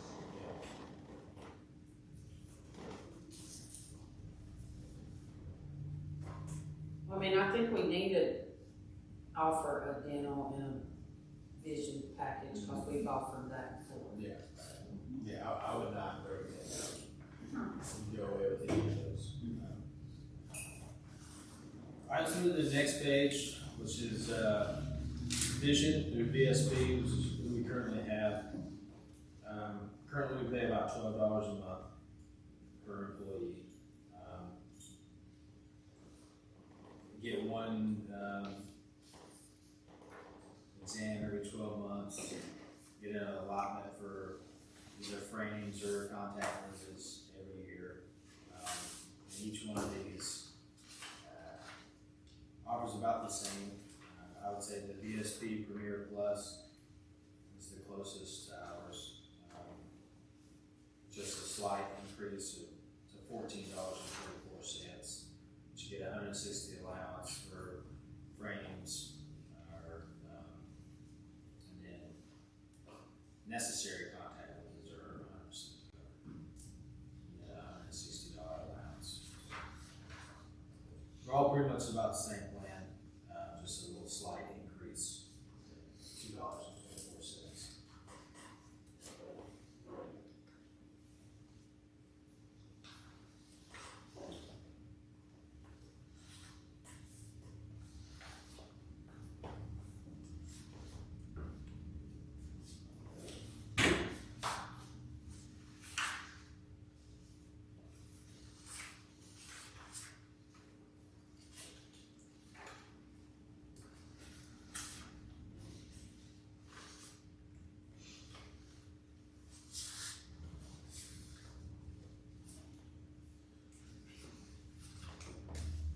They offer glasses to read this. Yeah, Yeah. yeah.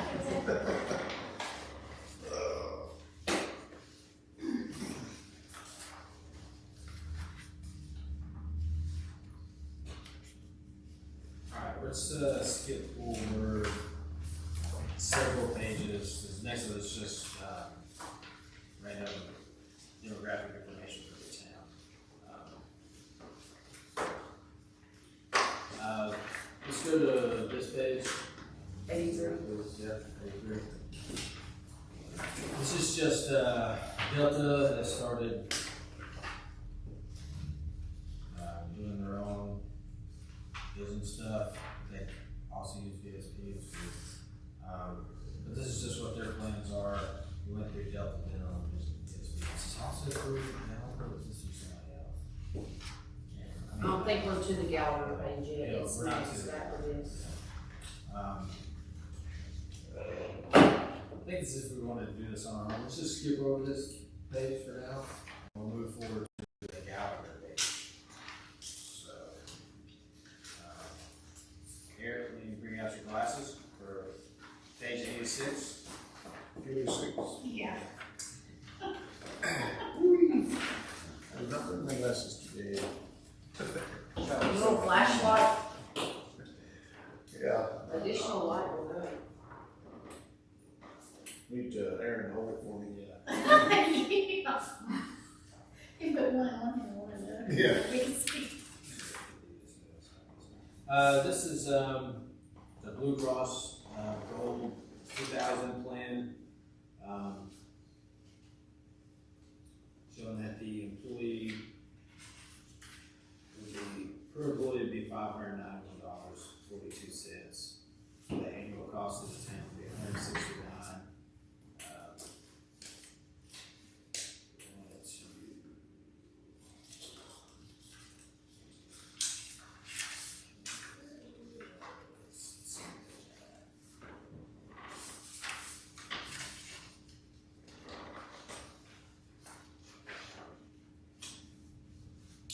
Just have an individual deductible of $2,000, family of $4,000, out-of-pocket max of $6,250, family $12,500. Co-insurance would be 20%. First 3 visits to a primary care office would select them with Blue Connect, which is a mobile app they have on the phone that you can go through and check in. There'd be no charge after those 3 visits, it'd be $30. Emergency room would be $600, urgent care is $60. Not your 20% deductible for your hospital stays. And the one on the right is United Healthcare. Which I'm not as familiar with United Healthcare, I've never used them. Don't have really an opinion on their provisions of insurance. Just another option.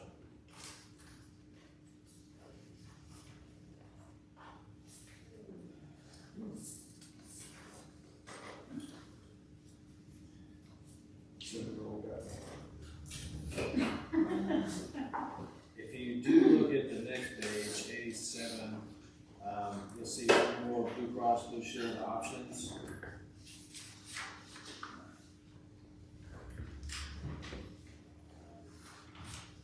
So just take a couple minutes and look over those and ask questions as you read through that if you have any.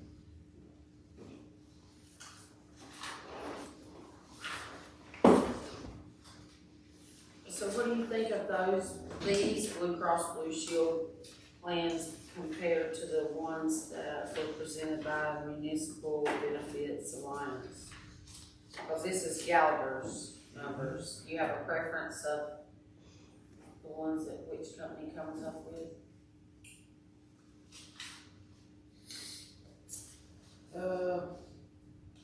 Not really. I feel like they're all kind of a wash at the end of the day. You know, some of them, like the Blue Options Gold 1500 Plan 1X is $591.18 per employee. Currently, we're paying $691. So that's a $100 difference per employee.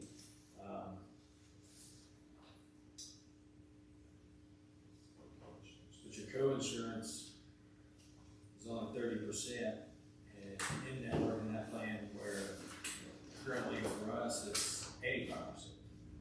In the urgent care, because they doubles. In the urgent care, everything doubles. So, it's cheaper, but you don't get as much coverage.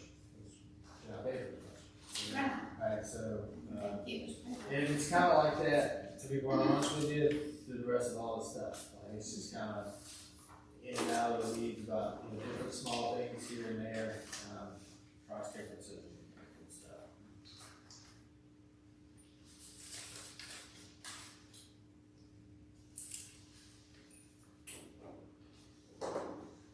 What are you thinking, Zach? You're a numbers guy. Lay out on Zach. I don't personally like these numbers, so Blue Cross and Blue Shield. If you look here, we lose a lot of coverage. Yes, we save $100 an employee, which is Are you substantial. talking about these Gallagher numbers? Yeah. Because you look, I mean, it's 16% after deductible and 20% after deductible, 50% after deductible. They're gonna offer us cheaper coverages, but we're gonna lose a lot of coverage, which the benefit. You're for me- saying comparing this to the The first Hillsborough, ones? yes. Hillsborough, okay. Me personally, I would spend a little additional money and get the better. Better coverage for our employees. Because that is something that we sell as working for the town, that pulls you from the private sector. Me being one of those people that left the private sector to come here for benefits. That's really what you get in local government, that is a true Benefit. Yes. And also, if you look at option 3, where you have nothing but the prescription co-pays to pay, it's $190,000 versus their first option, which has less coverage, for $196,000. So you're paying more for less coverage. Overall, I mean, they're relatively comparable. I would lean more towards more coverage. Especially if it's comparable. Even if for it's the a town. little bit more cost. Even in the first year, it's very comparable financially to what we got with the Blue Cross. We don't know what's subject to change with insurance. It was gonna go up with the league. It went up with the league last year. So they're all gonna go up, I would say respectively the same amounts. I'm just finding a good coverage that fits the town. How many employees are eligible for this program? You'll be full. How many full-time? We got 23. 23. I heard you say 23 earlier, but I wanted to be sure. The biggest thing I see out of it is the coverage for the short term and all the supplemental stuff. That's where the coverage has changed the most. Because basically Blue Cross is gonna sell us to every company the same price. The change in the premium comes more off the plan or off the administrative costs that these companies are making off of us, to handle everything. But I know the Gallagher group, I thought they were a lot higher on their short-term disability coverage, and the life insurance coverage compared to what we have now. And they already told us that we wouldn't be able to, nobody can match what the league done on short-term disability and life insurance. We're gonna see it increasing no matter what on that side. Yeah, we're providing life insurance to our employees. And you. Good. What is it, couple, 10 grand, 50 grand? It's 5,000, I think that was wrong, I think it's 10 per employee and, 25 per employee. It's either 5 and 10 or 10 and 25. And then y'all have 10 and 25. And that changes on the page. The coverage, yeah, the coverage drops, it was 100 as you get older.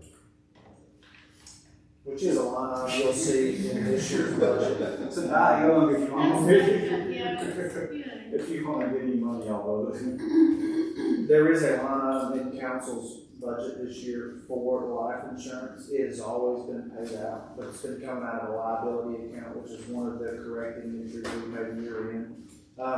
You've had it all along, we just put it in a respectable line item now. So you will see the expense come every month.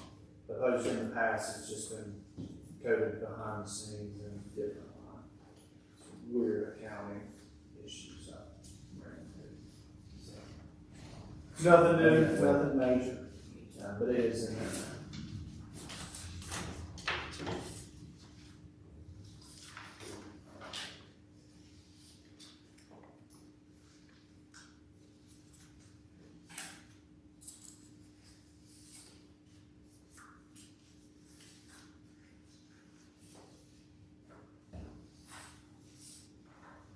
So what are we doing? We just gonna like make them a recommendation here, or we just saying that we think it's okay for you to look at the municipal benefits Alliance Group and Blue Cross Blue Shield, North Carolina, option 3, and have it ready to vote on at the next Yeah, regular meeting? we probably need to go ahead and vote on that. Okay, I make a motion to allow you to do that. All in favor? Motion's been made in a second. Any more discussion?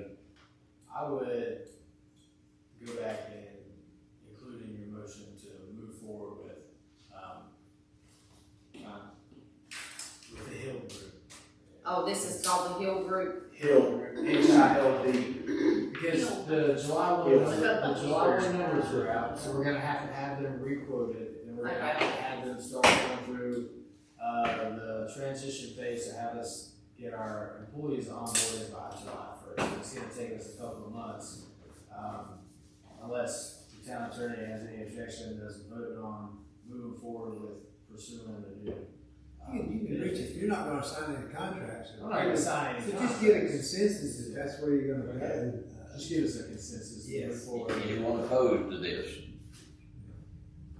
then the consensus is, To move forward with the Hill Group. Yes. Yes, Bruce. What, Option three.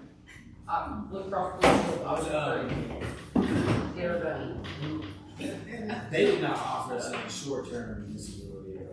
They didn't have pricing. Yeah, okay. They were- He said HIL. Okay, That's what he said. okay. We'll see. Let what that happens. I wrote it. Yes. They've been very overran because they're the, kind of the front runner as of people moving from the league group. I can see that. A lot of people have beaten down their door. Yeah. We And were, every insurance. we were lucky enough to be one of the first ones to opt into having looked into it, so we've got numbers where nobody else has. And they were just looking to see, and we had that meeting, if we were, they weren't gonna put no more effort than they needed to. You weren't really interested, We right? wasn't what they were Yeah, doing, you so weren't they were committed, just looking yeah. to see if we were gonna. So we would really like for them to do it and them stick to these numbers rather than moving up. And they said, well, of course, things changed to the new July numbers, but they talked like they might be doing even cheaper. That was worst case scenario Okay, based on the human. Well, it's because of how they're handling things. Right. I mean, Depending on the number They're of groups that involved. come in with them, that's when Proactive, it gets right. even better. right, I mean, that hurts. like some other I people. mean, that was, yeah. Yeah. okay, go ahead. The last thing in your packet is the quote for the state contract pricing on the Bobcat excavator. It's a E60 R2 series Bobcat excavator, it's 55.7 horsepower. We're gonna we would like to purchase 3 different buckets to go on it, an 18-inch smooth, 18-inch with teeth, and a 30-inch with smooth to help clean out the street when we do projects. Go ahead and, we already had this in the budget. We switched it out with the compact tractor because we felt like, this piece of equipment would allow us to perform a lot of the, contract work for the FEMA projects that we're gonna be doing on the stormwater culverts ourselves, and would, allow us to more efficiently, take on some of the work that we contract out to Energy United to repair some of our water leaks and replace, service lines and taps and feeds. Is there not a Bobcat plant right there at it's got a different name, but they do Doosan. Bobcat, Doosan. Do Can you not go straight to Doosan and get a better price? No, this is a pretty good price. Okay. This guy knows. No, that's a good price. It is. I mean, I don't know. If you cut out the middle guy, I just always assumed that you could do better if you went straight. It is state contract pricing, so it is, That was good. Eric can't get this price. He wants us No. to give him. I just priced one yesterday. Yeah. This 60, the same unit was 104,000 without the buckets And power bill. and the power tilt. And that's $6,000, $7,000 for that, 6, 7, 8, 9, 10. It's $10,000 there. I mean, the state contract would be the same no matter where you fit. Right. can you get 2? And then resell one. Yeah. Gov deals, not air.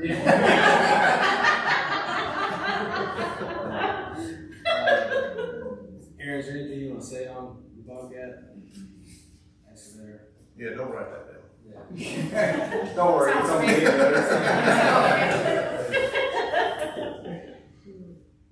No, I don't, like Megan said, we went from compact tractor to this. thought so we could do a little bit more work with it. There's,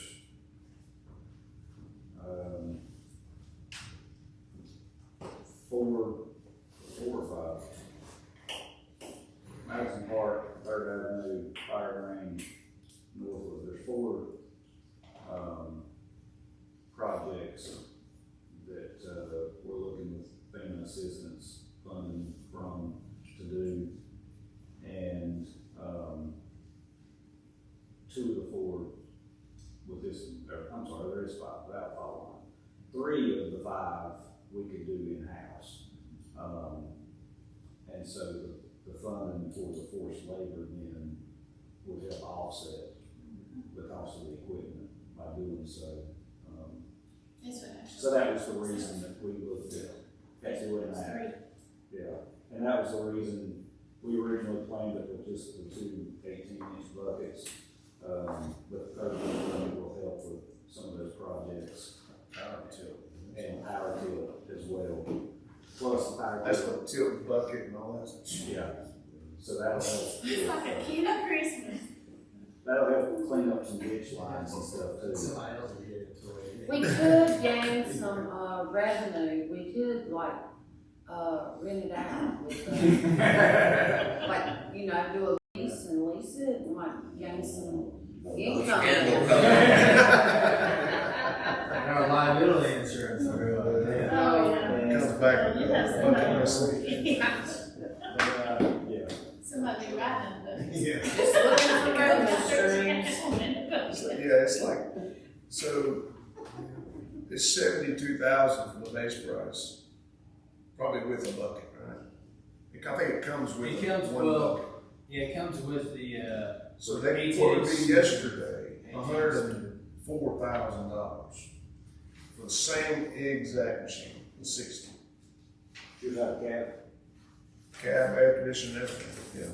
This cab too. Yeah. That's what I say, because when I thought, I seen this price was 95, I thought, okay, so he quoted me the one without the cab was 95, I said, well, they're probably getting the one without the cab. Then I come in, and I didn't look at it closely until just now. And I seen the buckets and the power tilts really what caught my eye. That's a $7,000 upgrade, which is fantastic. That's $30,000 discount. That's pretty good. yeah. I don't know what the other ones. It's got a air conditioning cab. Yeah. It's got an air conditioning. Conditioning cab. Yeah. I'm sure. Yeah. Hey, no rain delays, but gotta work in the rain. We'd like to say thanks to Aaron and Zach for working on the budget so hard. They've done a really great job. Moving numbers around and getting, this budget prepared. To be honest, they're probably doing most of the work, so, big kudos to them. I'd like to say thanks to Nicole. She's the one who coordinated a lot of the insurance talk over the last few months, sending information to these different groups and getting them to send us quotes and setting up meetings with them, so. Staff has been working really hard day in, day out to make sure that you all have the information you need to make these decisions and ensure that we're rolling into the next fiscal year, firing on all cylinders, so. Yeah, so I'd say thanks to y'all. Good job. I don't have anything for the miscellaneous equipment, because the chief couldn't be here, but, Aaron, do you have anything for staff reports? I guess just a couple of updates. Water meter wise, Eric's been working with Kelly for about the last 3 to 4 weeks now. They've gotten 75 or 80 meters changed out, that was needed. And, so that's helped out tremendously. We got about 75 to go to have everything back up and going, perfection.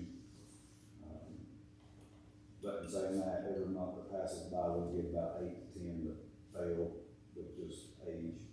But it's a whole lot easier to keep up with 8 or 10 a month than it is 140. So that'll be some extra time that, we'll be able to work on other projects and not be rereading meters. This project out front is scheduled to hopefully, weather permitting, be done at the end of the month. The first, it's probably a 2-day project. First day will be, putting the new service line into the Ancestry Society. And then while we're doing that, right beside it, we'll still have a tap for Town Hall and run a new line in Town Hall, because the current one's galvanized line. So while we've got the whole dug and everything, we'll switch it over while it's there. We're also going to repair the fire hydrant out here, that leaks if you take the cap off. Then that'll actually be day 2 is working on that fire hydrant. And day 2, they'll go up to the top of the road and find where that 1.5 inches that was leaking the other week is, and cut it off at the main and cap it off, so that line will no longer cause us any problems. So everything will be on brand new stuff, and that old stuff will be done away with. It'll be same as last time. We'll shut the road off here and up at the top, which is why we waited till the end of the month when it's dead in Town Hall, so we can have all the customers and citizens coming in. So traffic will be a lot lower around here for that. We do have a new culvert that's washing out, giving us problems on Jumbo Loop. It's a 20-inch culvert. Bottom is rusted out on it. There's a water main that goes over the top of it, and there's a sewer line side of it as well. So we're getting some bids on that. We're getting bids on the fire and range culvert. Nobody sees that, but it was washed out during Halloween, and so getting bids on that. That'll be covered with some FEMA funding.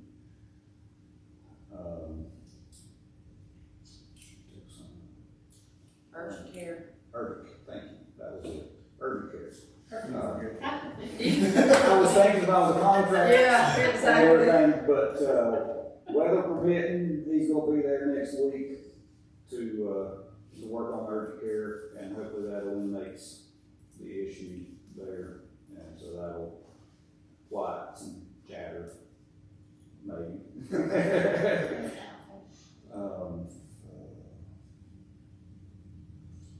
I think we got there'll be a budget amendment coming in at the next meeting for insurance proceeds for, when the gentleman ran off the road and hit the sewer plant out of Fairway Oaks and broke it. We finally got that money in for that, so that'll be a budget amendment next month that we'll receive in. And we are kind of in the review stages on all of our FEMA projects are obligated except for the Northwood Park culvert project, and that one we're going back and forth on the numbers on with it. They didn't see the cost as being as high as what the engineers showed the cost to be to replace that culvert, and so we're negotiating that.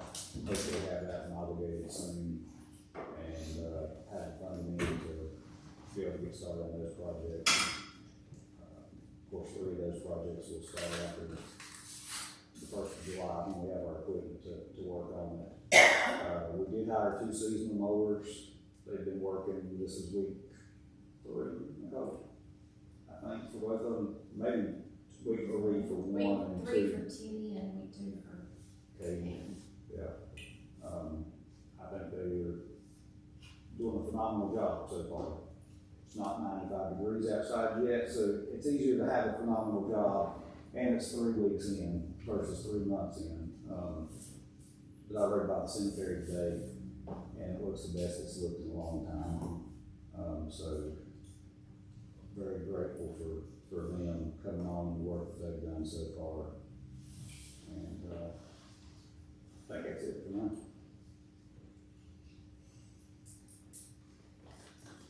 Megan and I met with the auditors this morning about our fiscal year 24 audit. We are currently finishing up some of the year-end stuff, and it's looking to go to drafting financials. Timeline on that's probably the end of May, so we're still looking right around the end of June, early July mark, which is right where we projected to end. So everything seems to be on track with that. There is another budget amendment I want to talk about. It's the on-road vehicle grant. That has been completed. There was never a budget amendment made for it out of the operating budget, so we will bring it up. There's no additional money needed spent, but we are just allocating that money. So really, it's an accounting budget amendment at the next meeting. But I didn't want y'all to be alarmed when you see it. It's for the crane truck and the brush truck. That's all I got.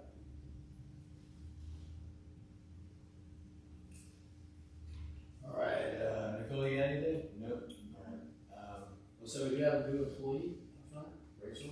I haven't met her, so good line to her. This is day 2. She did warm my heart by bringing the salad dresses from off road, so that was nice of her. I visited her on Is she the Thursday. bilingual? Yes. She actually helped somebody yesterday. There was a woman came in, renting park shelter. She did not speak English. And Rachel's able to tell. Already helped us out and I talked to Rachel, and she's a Connery girl, and although she lives in Hidden now. Her daddy is a longtime employee of the Public Works Department.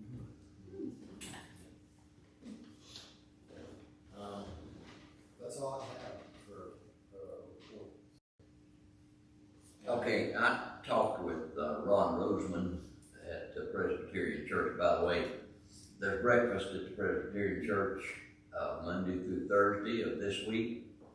A lot of times staff goes down there from like 7 o'clock in the morning till 8:30. Sometimes it runs a little bit over. Ron Roseman said that we need to consider replacing him on the AFC board because he's done his work. He's done well, you know, in what he has done. So he would like to be replaced sometime soon, if not sooner. But I mean, you know, I mean, he's willing to stay, but he'd like to have some relief. Yeah, it has been a tough. That was a tough job for those people on the ABC board to come on and do create a whole new store. You know, that was a tough job. So my hats off to Ron and the rest of that board for the job that they did. So Have you got a progress report on that as far as sales and? they did send me one after the first month. I need to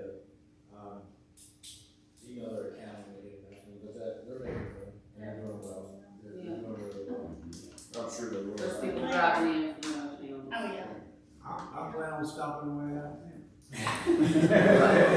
Thank you, Monroe, for your business. Thank you for your purchase of Yes. the E60 mini excavator. Oh, also tonight, there's Studio 3 performance at 7 o'clock. And that is a Easter service featuring their students as well as other music. And it'll be in the Methodist Church Old Sanctuary right up here, 7 o'clock tonight, Studio 3. Free, not ticketed event. No charge. Lots of times they charge us. I did think of one thing when you mentioned Studio 3.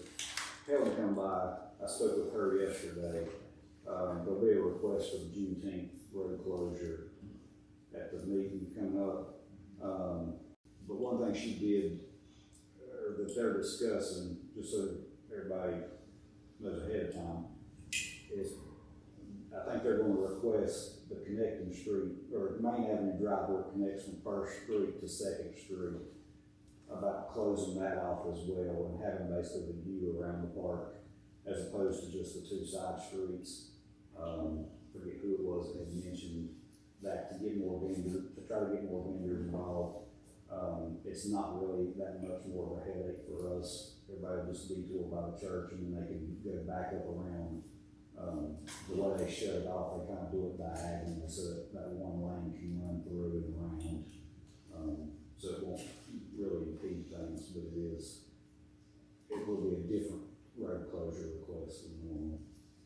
Do we have good things that can completely block it off? Because like at hometown Christmas this year, we had people drive around Commons and come in through where the horses were. I don't know if she Even though we got goes, it blocked off. I don't know if she goes through emergency management the way that the Apple Festival does or not. They do hard barricades for the Apple Festival. And maybe they can do that for us as well. If not, maybe that we just use public works trucks instead of barricades to block those off, for safety reasons. Yeah, because we had cars fly through there. Yeah. It needs something that is secure, because I mean, Yeah, it was. Lord help something were to happen, Right. and that we have people out in that street, and the people just go through the cone that's sitting there with openness in between. Totally different subject. For the maintenance and repair for sidewalks, it's got 5,000 in the budget for that. Yes. Is that, what is just randomly repairing sidewalks, kind of like we did with the blowout on the, and then, First Avenue, so Right. Yeah. is there, I would like to see a schedule, and this is maybe the next year saying, look, schedule 100 feet of sidewalk replacement or whatever. It's a lot cheaper to replace a sidewalk than it is to make a new sidewalk, correct? It just depends. We don't have the plan and you don't have all the other stuff. Right, but when you replace them, you need to truly take the sidewalk or the top off. One down there on 3rd Avenue, at the house just past Larissa Erkman's, and we redone that in when we done the storm drain, and we replaced it and done that sidewalk and we replaced that. That sidewalk had been capped. And capping, that's what you get sometimes. That's a Band-Aid. Yeah. Right. So What I'm saying so is what taking we- the entire thing up with your mini excavator, Right. and you already have the sidewalks already developed, basically. So you don't have the planning, you don't have the cost loss. I'm just saying, Right. the bad section of sidewalk need to be replaced instead of. Yeah, it's not as much as a brand new one. Is that, I guess my question is that something we can do in-house? Are they willing to do? Or is that just one time deal? 3rd Avenue, a large scale project, I don't think it'd be our guys to do, only because the last one, when we done that on 3rd Avenue and 2nd Street, you gotta bring the truck in to hide the concrete and getting the right moisture ratio to be able to work it up. It's gotta be strong, it's gotta be dry enough that you can form it for your curbing and everything, but wet enough that you can still smooth it up. And I went out there and helped them a little bit with it, and that was a job. So what And you're it didn't- saying, It didn't come out, that one did not turn out nowhere near as good as it did, At at First the Avenue corner, Southwest. At First Avenue Southwest. what you're saying is our next employee in Public Works needs to come out with some masonry background. We need to hire him. We're looking for a mason. I mean, because, you know, in a school system maintenance department, they don't go out and just hire a whole bunch of carpenters. They're looking for people that have a specific skill set. So we truly do need somebody with a masonry background if we don't have people that have that. Well, it's no different than what we do now. Your water department, you're looking for somebody that's certified in water, sewer, certified in sewer treatment plant. So. I Find guess us a my mason. whole point in Right now, that we just is, don't have is a being true proactive. maintenance guy. my whole point in that is being proactive with the Right. sidewalks. Right. The side streets. I'm not talking about the main street downtown, but which we can get to, but One you're going to look at is right up there, that Williams Mountain Road, where the 3 trees are at the corner of Black Oak. that's been fussed about for a while now. Those tree roots have pushed up, and you got the sidewalks pushed up about a foot. You got a mountain to climb. And the safety issues. Yes. Yeah. Oh, yeah, I see that guy. But they're- I talked to Kevin Powell, who owns that house, and he said, take them. I mean, whether we do or whether we don't, but he's okay. It's turned into a battle, is what it's turned into, because Million Mountain Road is a DOT street. Yes, DOT says they only own to the curb. If DOT wanted to do something, they would own all the way to the sidewalk or the other side of the sidewalk. But because they don't wanna do nothing, they only own the curb now, so it turns into that. but have they set a precedent by cutting the trees before? They cut those trees. Have a, Yes. And so Those are trees. they should, they're liable or in some way. Right from but getting them to actually do it I know, is I another know. thing. So you're saying Duke Power come through, and Duke Power trims those trees regularly to keep them off the lines, or DOT trims those trees? DOT, trimmed those trees in the past because of the Or street. was cut it through. it blocks view from the street? Right. Yeah, and everybody complains about that view coming out of the YMCA. My youngest daughter got into an accident right there a few years ago, and she got rammed pretty hard. I think we ought to lean on the Division of Highways. What are we Division 12 or something? Division 12, okay. Sure. Uh-huh. Yeah. I know the lots down below them, I don't know when the new units are gonna come in, but they're clearing those lots out, and they have already said that they were gonna take the trees off up next to the road, on their lots.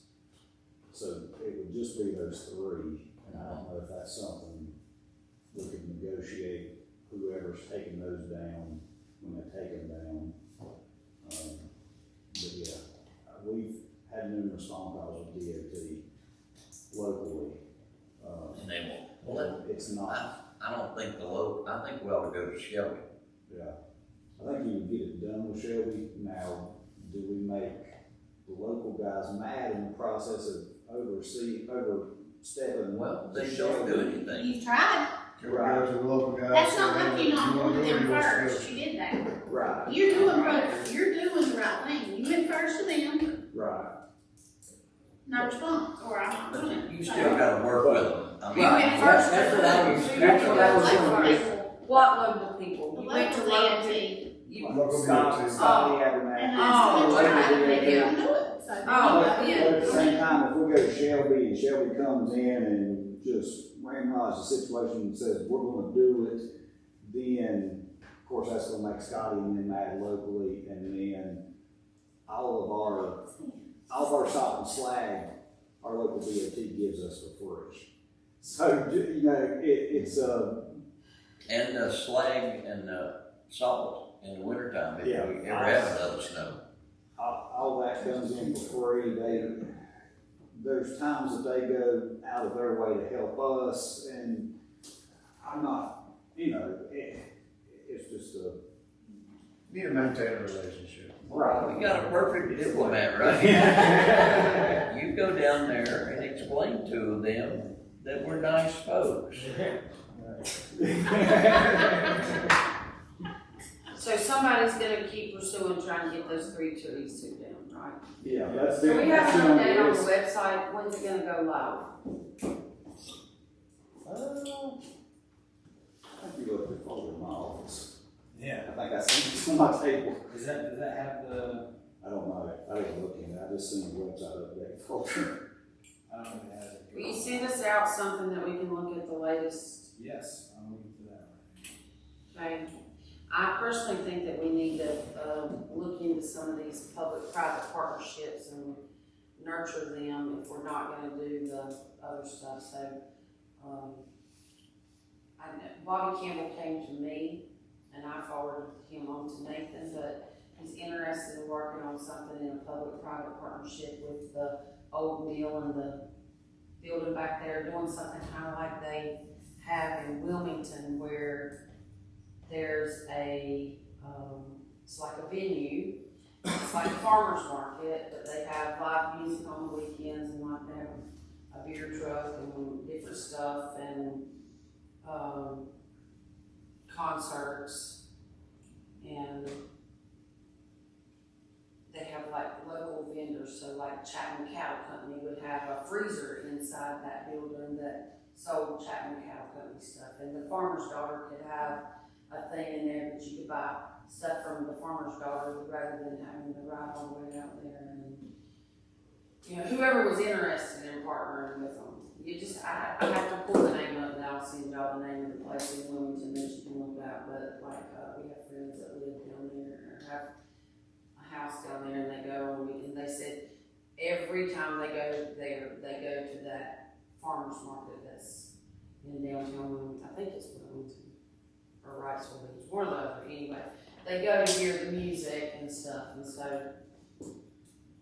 think there's promise there. And then if you bring in the guy from the hotel, Jeff, and get him to give us a public-private partnership with him, we could add parking between the hotel and where Bobby's got that, and then we could have a whole big parking lot back in there. We'd have to clean up that ditch and get rid of all that kudzu. And we need to put some attention on our sidewalks when reeds are back. I took a little metal thing out there in front of my building and did every groove from one end of my shop to the other to get all the weeds out of that hole. Now when I come to the stoplight and I look that way, and it almost looks like there's a yard in front of the smoke shop, because there's like grass and weeds growing in all her things, and then mine are clean. And then they start again. So, but like all the sidewalks, I'm so in agreement with you. They all need to be pressure washed. They all need the weeds out of them. There's no way, unless somebody physically goes up there and starts working on them and blowing all that stuff away from the building and back out to the road. The street sweeper can't get it up. It's like, Is the street sweeper running on a regular basis? Yes. It is. what's I actually done what you said right before that lesson. what? Blew it all off into the road so that that street sweeper could come in. I spent 2.5 hours walking Main Street from Habitat all the way down to, Cooper Southern Properties now. Yeah, but it is does. a job. It does. You gotta blow it out there where the street sweeper can't get it. And then there's certain places where it's stuck. I mean, because we walk 3 or 4 days a week, and I mean, the sidewalks really, really, Who really operates need the street attention. sweeper, just different people, or? Typically it's either Kelly or Chris. Chris normally runs it on Monday, and Kelly runs it mornings, sometimes on Thursday or Friday, towards the end of the week too. Do they hit every single street? I haven't seen them in a while, that's what I'm asking, I just. No, I most know you go most and, time it's kept right here in the downtown area, and then every so often, then they go out to the alley. Yeah. I see him right as I'm coming out of work, like 7:30. Well, that's the only time you're gonna be able to get in up here and get those streets, Right. because Joyce and them are gonna park down there on those, the first 2 to 3 spots, and they ain't gonna move all freaking day long. So,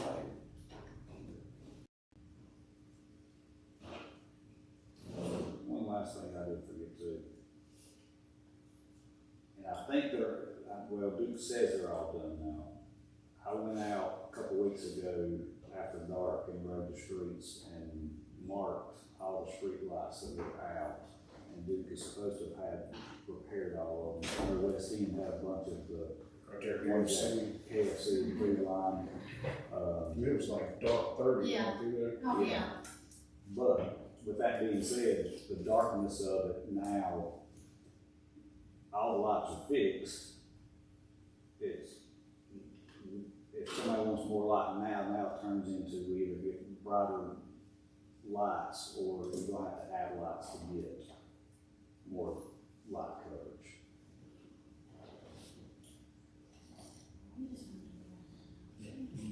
I just want fancy lights. Yeah. I got one thing, has to do with the urgent care. I didn't know what's one of the reasons I came today. I didn't know whether there would be a serious discussion about it or not, but the bottom line is they have a lease, they have a course of dealing, apparently, that they pay the rent in arrears, which is unusual. Most people pay rent in advance. The tenant was not responsive until, at least as to the water and sewer matter, until that got taken care of about a week or so, 10 days ago. Tenant's still not responsive about at least getting some kind of formal arrangements with respect to the matter. Obviously, the town wants to keep an urgent care. That seems to be the general consensus. I'm getting nods of the head. Don't want to go to war with this tenant, but at the same time, the tenant needs to be responsive. My suggestion is, and I don't know whether this owner keeps his office, but, said, Mr. Owner, we need a lease. Now, it could be to the, right now, the provision that I drafted was through the end of this year. Maybe it's through next July, I don't know. But it can't, in my view, since this has kind of come to a head, this matter needs to be dealt with. But at the same time, the town's not interested in going to war with this tenant. Perhaps after this local work is done, this work on this drainage issue is done, but that's just my 2 cents. I didn't know what the feeling of the council was. I just seen, I think I heard Kim's comments about ownership, and I just didn't know it. And that's one of the reasons I can't do that. Normally, I would not have. Well, if Brian Bechtol takes the urgent care and moves it and closes it, then we can get another entity to come here and open up an urgent care, because that place makes money. He makes money in that business. And I don't want to go to war with Brian Bechtol at all. That doesn't make any sense at all. I agree. It makes no sense. That wasn't the intent of the council, that had been the intent of No. the town. But you have a tenant But that's he- kind of thumbing our nose. They just call it what it is. Well, let's just put it in the private sector. If you had a tenant that rented your house and they were non-responsive, what are you gonna do? Right. You're just gonna ignore them? Oh, well, I don't wanna, I don't wanna. Sometimes you're gonna have to put your foot down and be the bad guy. Well, but I suggest the way that perhaps is that maybe Nathan and one of the council members or 2 of the council members, that way, go see Mr. Bechtol and say, hey, we need a lease, and here it is, and we're asking you to sign it. And now, if that doesn't work, I don't know what plan B is. I don't wanna be rude about it, but I'm just saying we need to be firm. Right. I mean, I don't think it's unreasonable what we propose. No. Oh, it's not unreasonable at all. Right. Because, I mean, He's the one that's taking it to the press. Well, I get that. Yeah, I understand all that. And he's the one that's been unresponsive. Because I think y'all gone out to or tried to get in contact with him previously, I mean, this whole time, and he doesn't want to talk to y'all. No, I understand that. I get, he has done, or he has not been responsive. And So, what if he doesn't, well, do then we that's just show up at his office without making an appointment? We just say, hey, we got to talk to you. No, I think, We do. we'll let the work get done, so the drainage issue is solved, and then we send in the lease agreement again, say, this is we need the lease signed. If you don't agree with it, we have to, send us what your comments are on it. Y'all Well, but can he's- We'll decide if we want to accept it or not. accept those, comments and make changes to it. And we can continue to move forward with negotiations on whatever. but at some point in time, there has to come an end to It it. does. Right. Right. At some point in time, if he either needs to sign it, or we need to consider what are we doing? Because now we have a tenant who doesn't have a lease. We typically invoice them in June, Invoice them next month. invoice them in May. And that would be only for the rent for this current Instead year. of June 30th. Yeah. So he's paying. So he hasn't paid any rent He is since paying up- January of last year. Or since Since June, June of July 1 last year. Right. So he hasn't paid for the whole year. And he won't sign a lease agreement. I vote we look into some other urgent cares, which I can't believe we haven't been approached by That'd other be urgent nice, but you cares still to have a have right. somebody lined up to roll right into that spot. Yeah, but that means he's gotta get out. Right. Well, he ain't paid rent in a year. Well, That is Well, he is saying, yes, he is. No, that agreement ran out 10 years ago. Right, but we still Continuation have, on the but monthly. Rose said we have. Yeah, I mean, yeah, I mean, let me just. But you don't wanna send the back signal to the next one. Right, but what we don't wanna do, guys, I don't think, is you don't, like I said, you don't wanna go to war. If you got a tenant that doesn't wanna get out, it's very difficult to get them. No, it is, It yes. is very difficult to get them out. And I'm talking about using the legal process. It is very, I'm not saying, now, it costs him to go to war too, but it makes no business sense. But, it's people say, I'm gonna get this tenant out. I said, okay, let's start the process. And it's a long, if the tenant wants to, this tenant can drag things out a long time. Yes, they can. Yes, they can. But did he not say that he was leaving It will. June 30th? Again, That's a, it doesn't matter. that's a rumor, we, Oh, the, no, he did not the say. town, he has not officially communicated that to the. Right, he communicates that with the powers that be. Yeah, whatever, rumor mill or. Yeah. Well, I mean, if he did get out, I mean, he would be doing this board a favor. Now, that may not make the citizens happy that they don't have an urgent care for some period of time. If he says, guys, here's the keys, I'm out July or June 3rd, he'd be doing you a big favor. Right. Now, that's just the reality. Well, the public absolutely does not know that the man has not paid rent since July 1 of last year. I guarantee you, the public does not know. But that's The public would probably be irate about that. The intelligent public. Well, your other business owners. Yeah.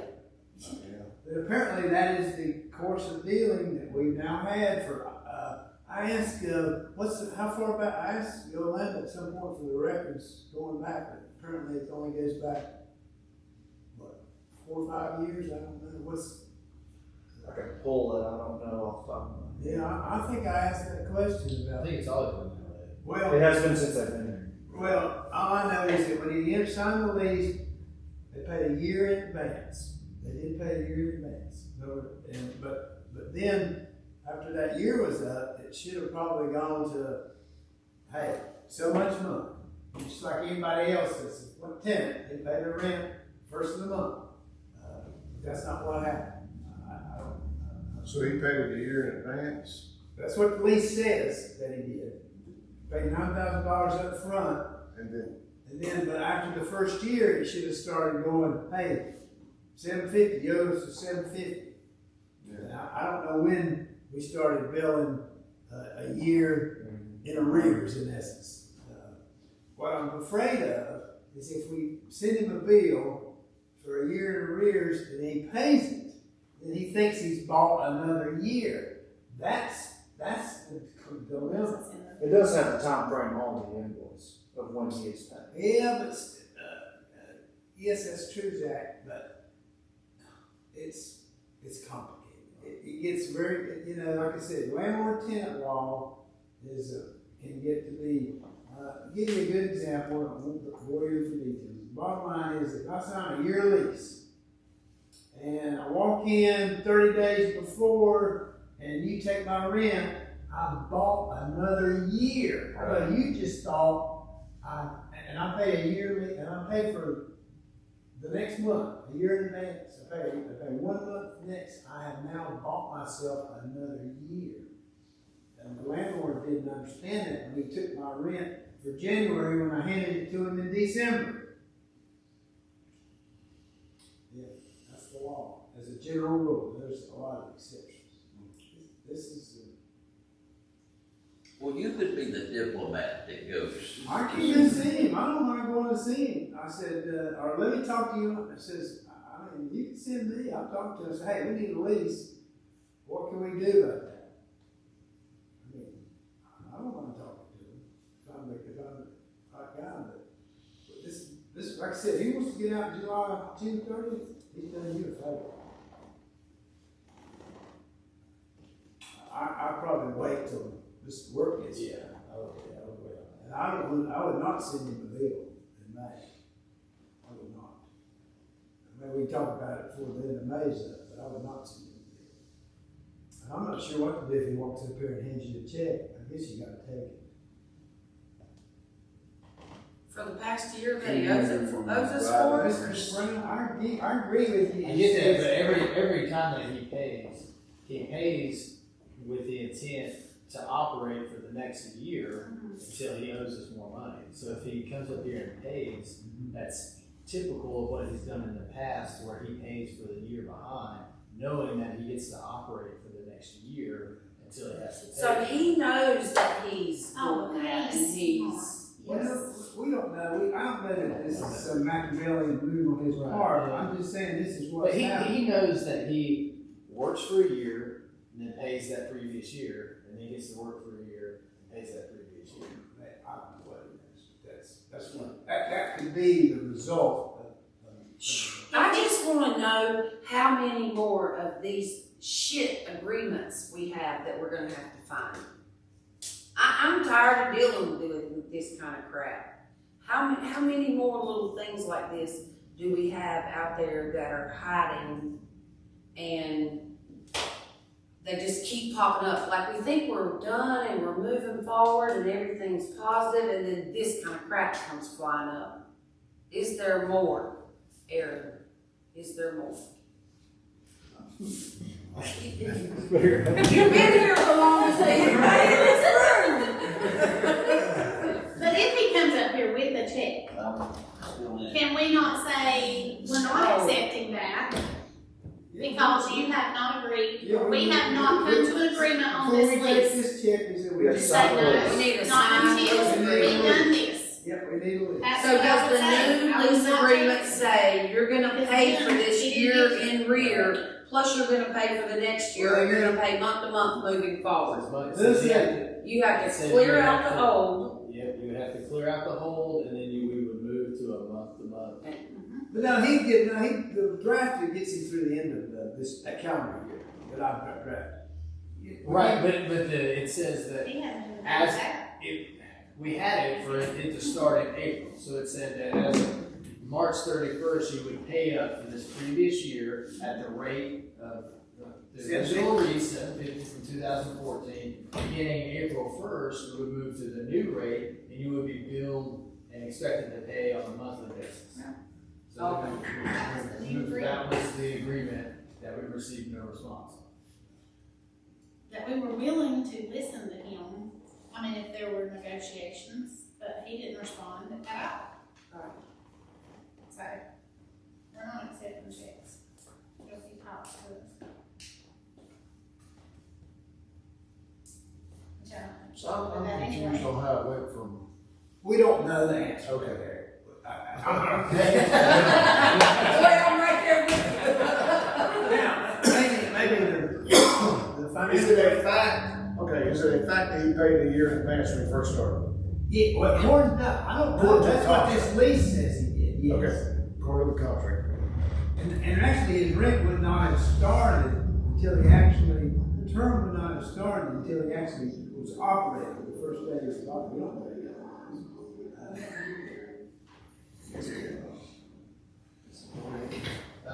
Was that the police? Is that for you, George? That's probably the chief. Motorcycle didn't move up. So, but when they went to this, or payment arrangement, we don't know. I guess that's the way I'll pull as much as the system will let me. Because bank records will not go back that far, so. it will go back. And I think that was the message I got from Yolanda, that it was I thought it was 13. This is why I made 3 or 4 years, it maybe more 5. sense. So we switched accounts a couple of years ago, and then ever since then, we can't go back. Okay. Right. Okay. Are there more? That's I don't remember if you knew it, it wouldn't be a surprise. It'd be like- Stop it, Monroe. Some people have to know about some of these things. So like, Do we own any more well, we found property last time that was random property that we didn't know we had, so when we got a park house, we need to decide, oh God, no. We need to rid of all this stuff. In June of 2027. Do what? The next surprise is June 2027. That's his last day. No. They'll start filing in July for council. Not till 24, the election was in 20. Is that the October surprise? That's right. Here's your information on the land. On which land? The land I was just talking about, the random land that we found? The land plan. Me and Zach were out here today, took pictures. Did you find anything? Oh, yeah, it's a nice gully. No, it's just woods. So what can we put there? You know, what can we do with it? Mine. How about a trail, how big A is it? recycling facility. How big is it? It's a little over an acre. 1.6 acres, I think, based off GIS. So you couldn't put. So it could be like a walking trail or a quiet park or a, put what? You know, we were talking about the high school. It's a dirt road. Oh, the house, giving it to the high school and letting them build a house there. We're not putting nothing built on It's it. supposed to be Oh, I know tear all where the that trees is. down. That's where the well was Yeah. dug. Yeah, That Curly deeded the land to the town of Taylorsville. yeah. How did the well look? I mean, does it need to be? I didn't traipse down through No, there. It was, ivy and. That's a genuine trip. But the well is still there. Is it? See, that was why I couldn't. If you want a cheap power wheels, there's a cheap power wheel rolled off down through there and. Is the topo that?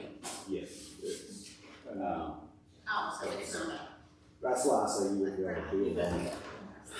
It's Well, actually, that's it's actually a disappointing. three-way drop. Cause that would have been a very good, thing in the public eye that we had given this land. I mean, that would have been a good will Yes. deed. It's a valley. Yeah, Maybe somebody would have said something positive about that. that one, Northwood What? has What'd more you say? potential than that one. Which, I said, that could have been a big positive thing for us.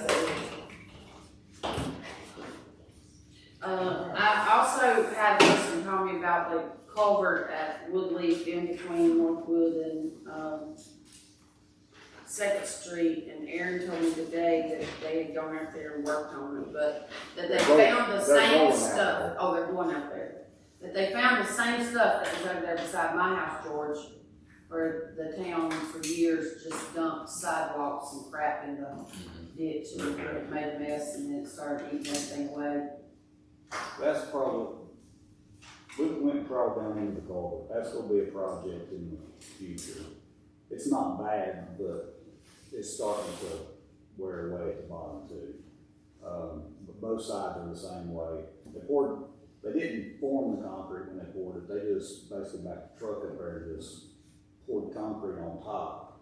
And so there's little holes that's gotten in it, and then all the water, because both of it goes down really to that creek. Northwood flows down there, and 6th Street really flows down there. So all the rainwater off the streets got nowhere to go to get into the creek. It's just running off the sides of the bank, and it's washing in. It's just found a hole.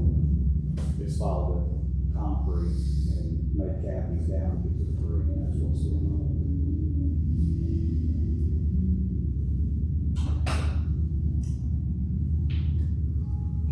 Is there anything else? Are we gonna do some stuff to the sidewalks and the things, I don't know, medians and stuff before the Apple Blossom Festival, or are we just gonna, like we used to have the inmates come and turn the mulch over and make it look fresh and get rid of the weeds and. They weeded it last week and sprayed it, waiting on it to die, and then we can run until it's really freshened up. Because it's so deep that You don't need more, it just Right. needs to be you couldn't get more on great. it. Yeah, just dressed up a bit. And I'm just gonna throw this out there, cause I don't think it would be that big of a project to do, but I don't know. Our sign, like They're on all 6th, awful. yeah, I mean, just some fresh paint on there. I mean, just to make it look a little, And the one that's it's on the, faded. what about the food Town line? federal sign. What about the food line sign? Did it get put back up, or is it still the one that's out beyond food line when you come in that way? That had Tree that was The- overhanging from Helene. where the tree fell on it, so it's completely gone. So do we have a place out there that we could put a sign back? And do we have the pieces of it? Like, do we just need to try and partner with the kids in the masonry department to go out there and build the things and put the wooden or metal or whatever? When the contractor for the state came in and cleaned up, the tree was dropped onto the sign, pretty much.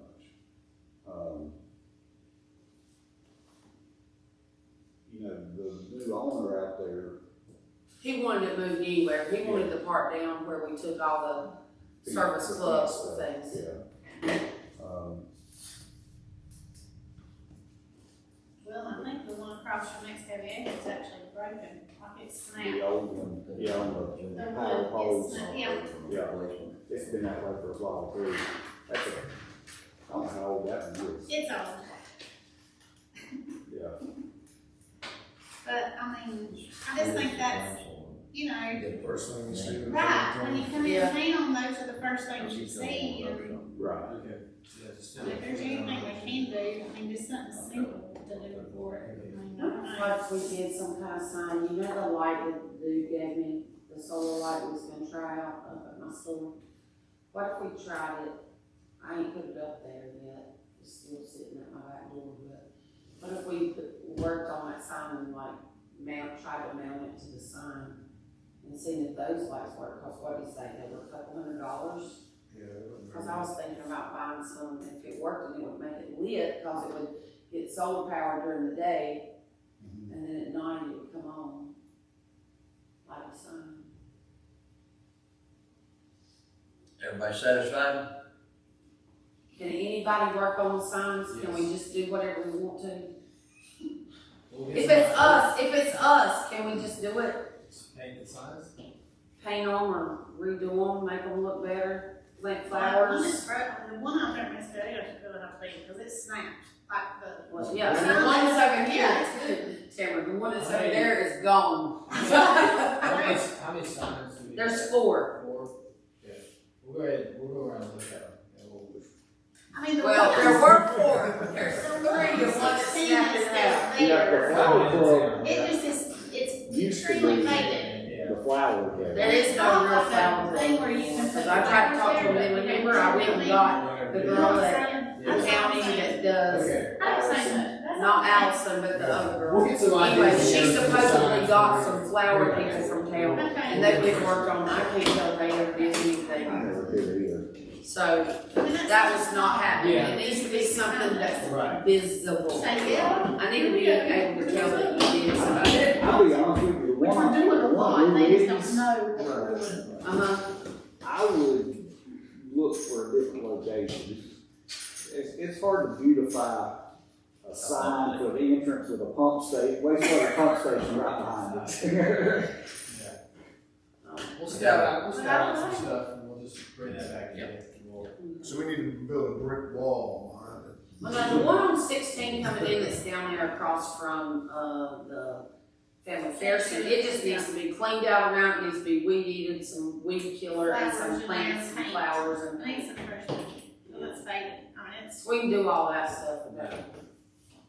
Well, I don't think I'll be getting to it the before city May limits 6th. don't actually start there. Huh? The city limits don't actually, Louise Road, it does start there on the right side of the road, the left side of the road is still outside the city limits. Hope Street, you got Green Meadows that's in, but then you got a spot, and then you got inside on the right side of the road, the left side of the road is out of city limits. So it's not, I mean, in general, it's not the Yes. true Yeah. city limits. So I just had to talk with Josh Johnson and see if he'd allow us to put it back there, but closer to the road. Let's adjourn the meeting and we can talk about the signs. Okay. Motion to adjourn. Say, Everybody satisfied for adjournment? Yes. Yes. All in consensus to be adjourned.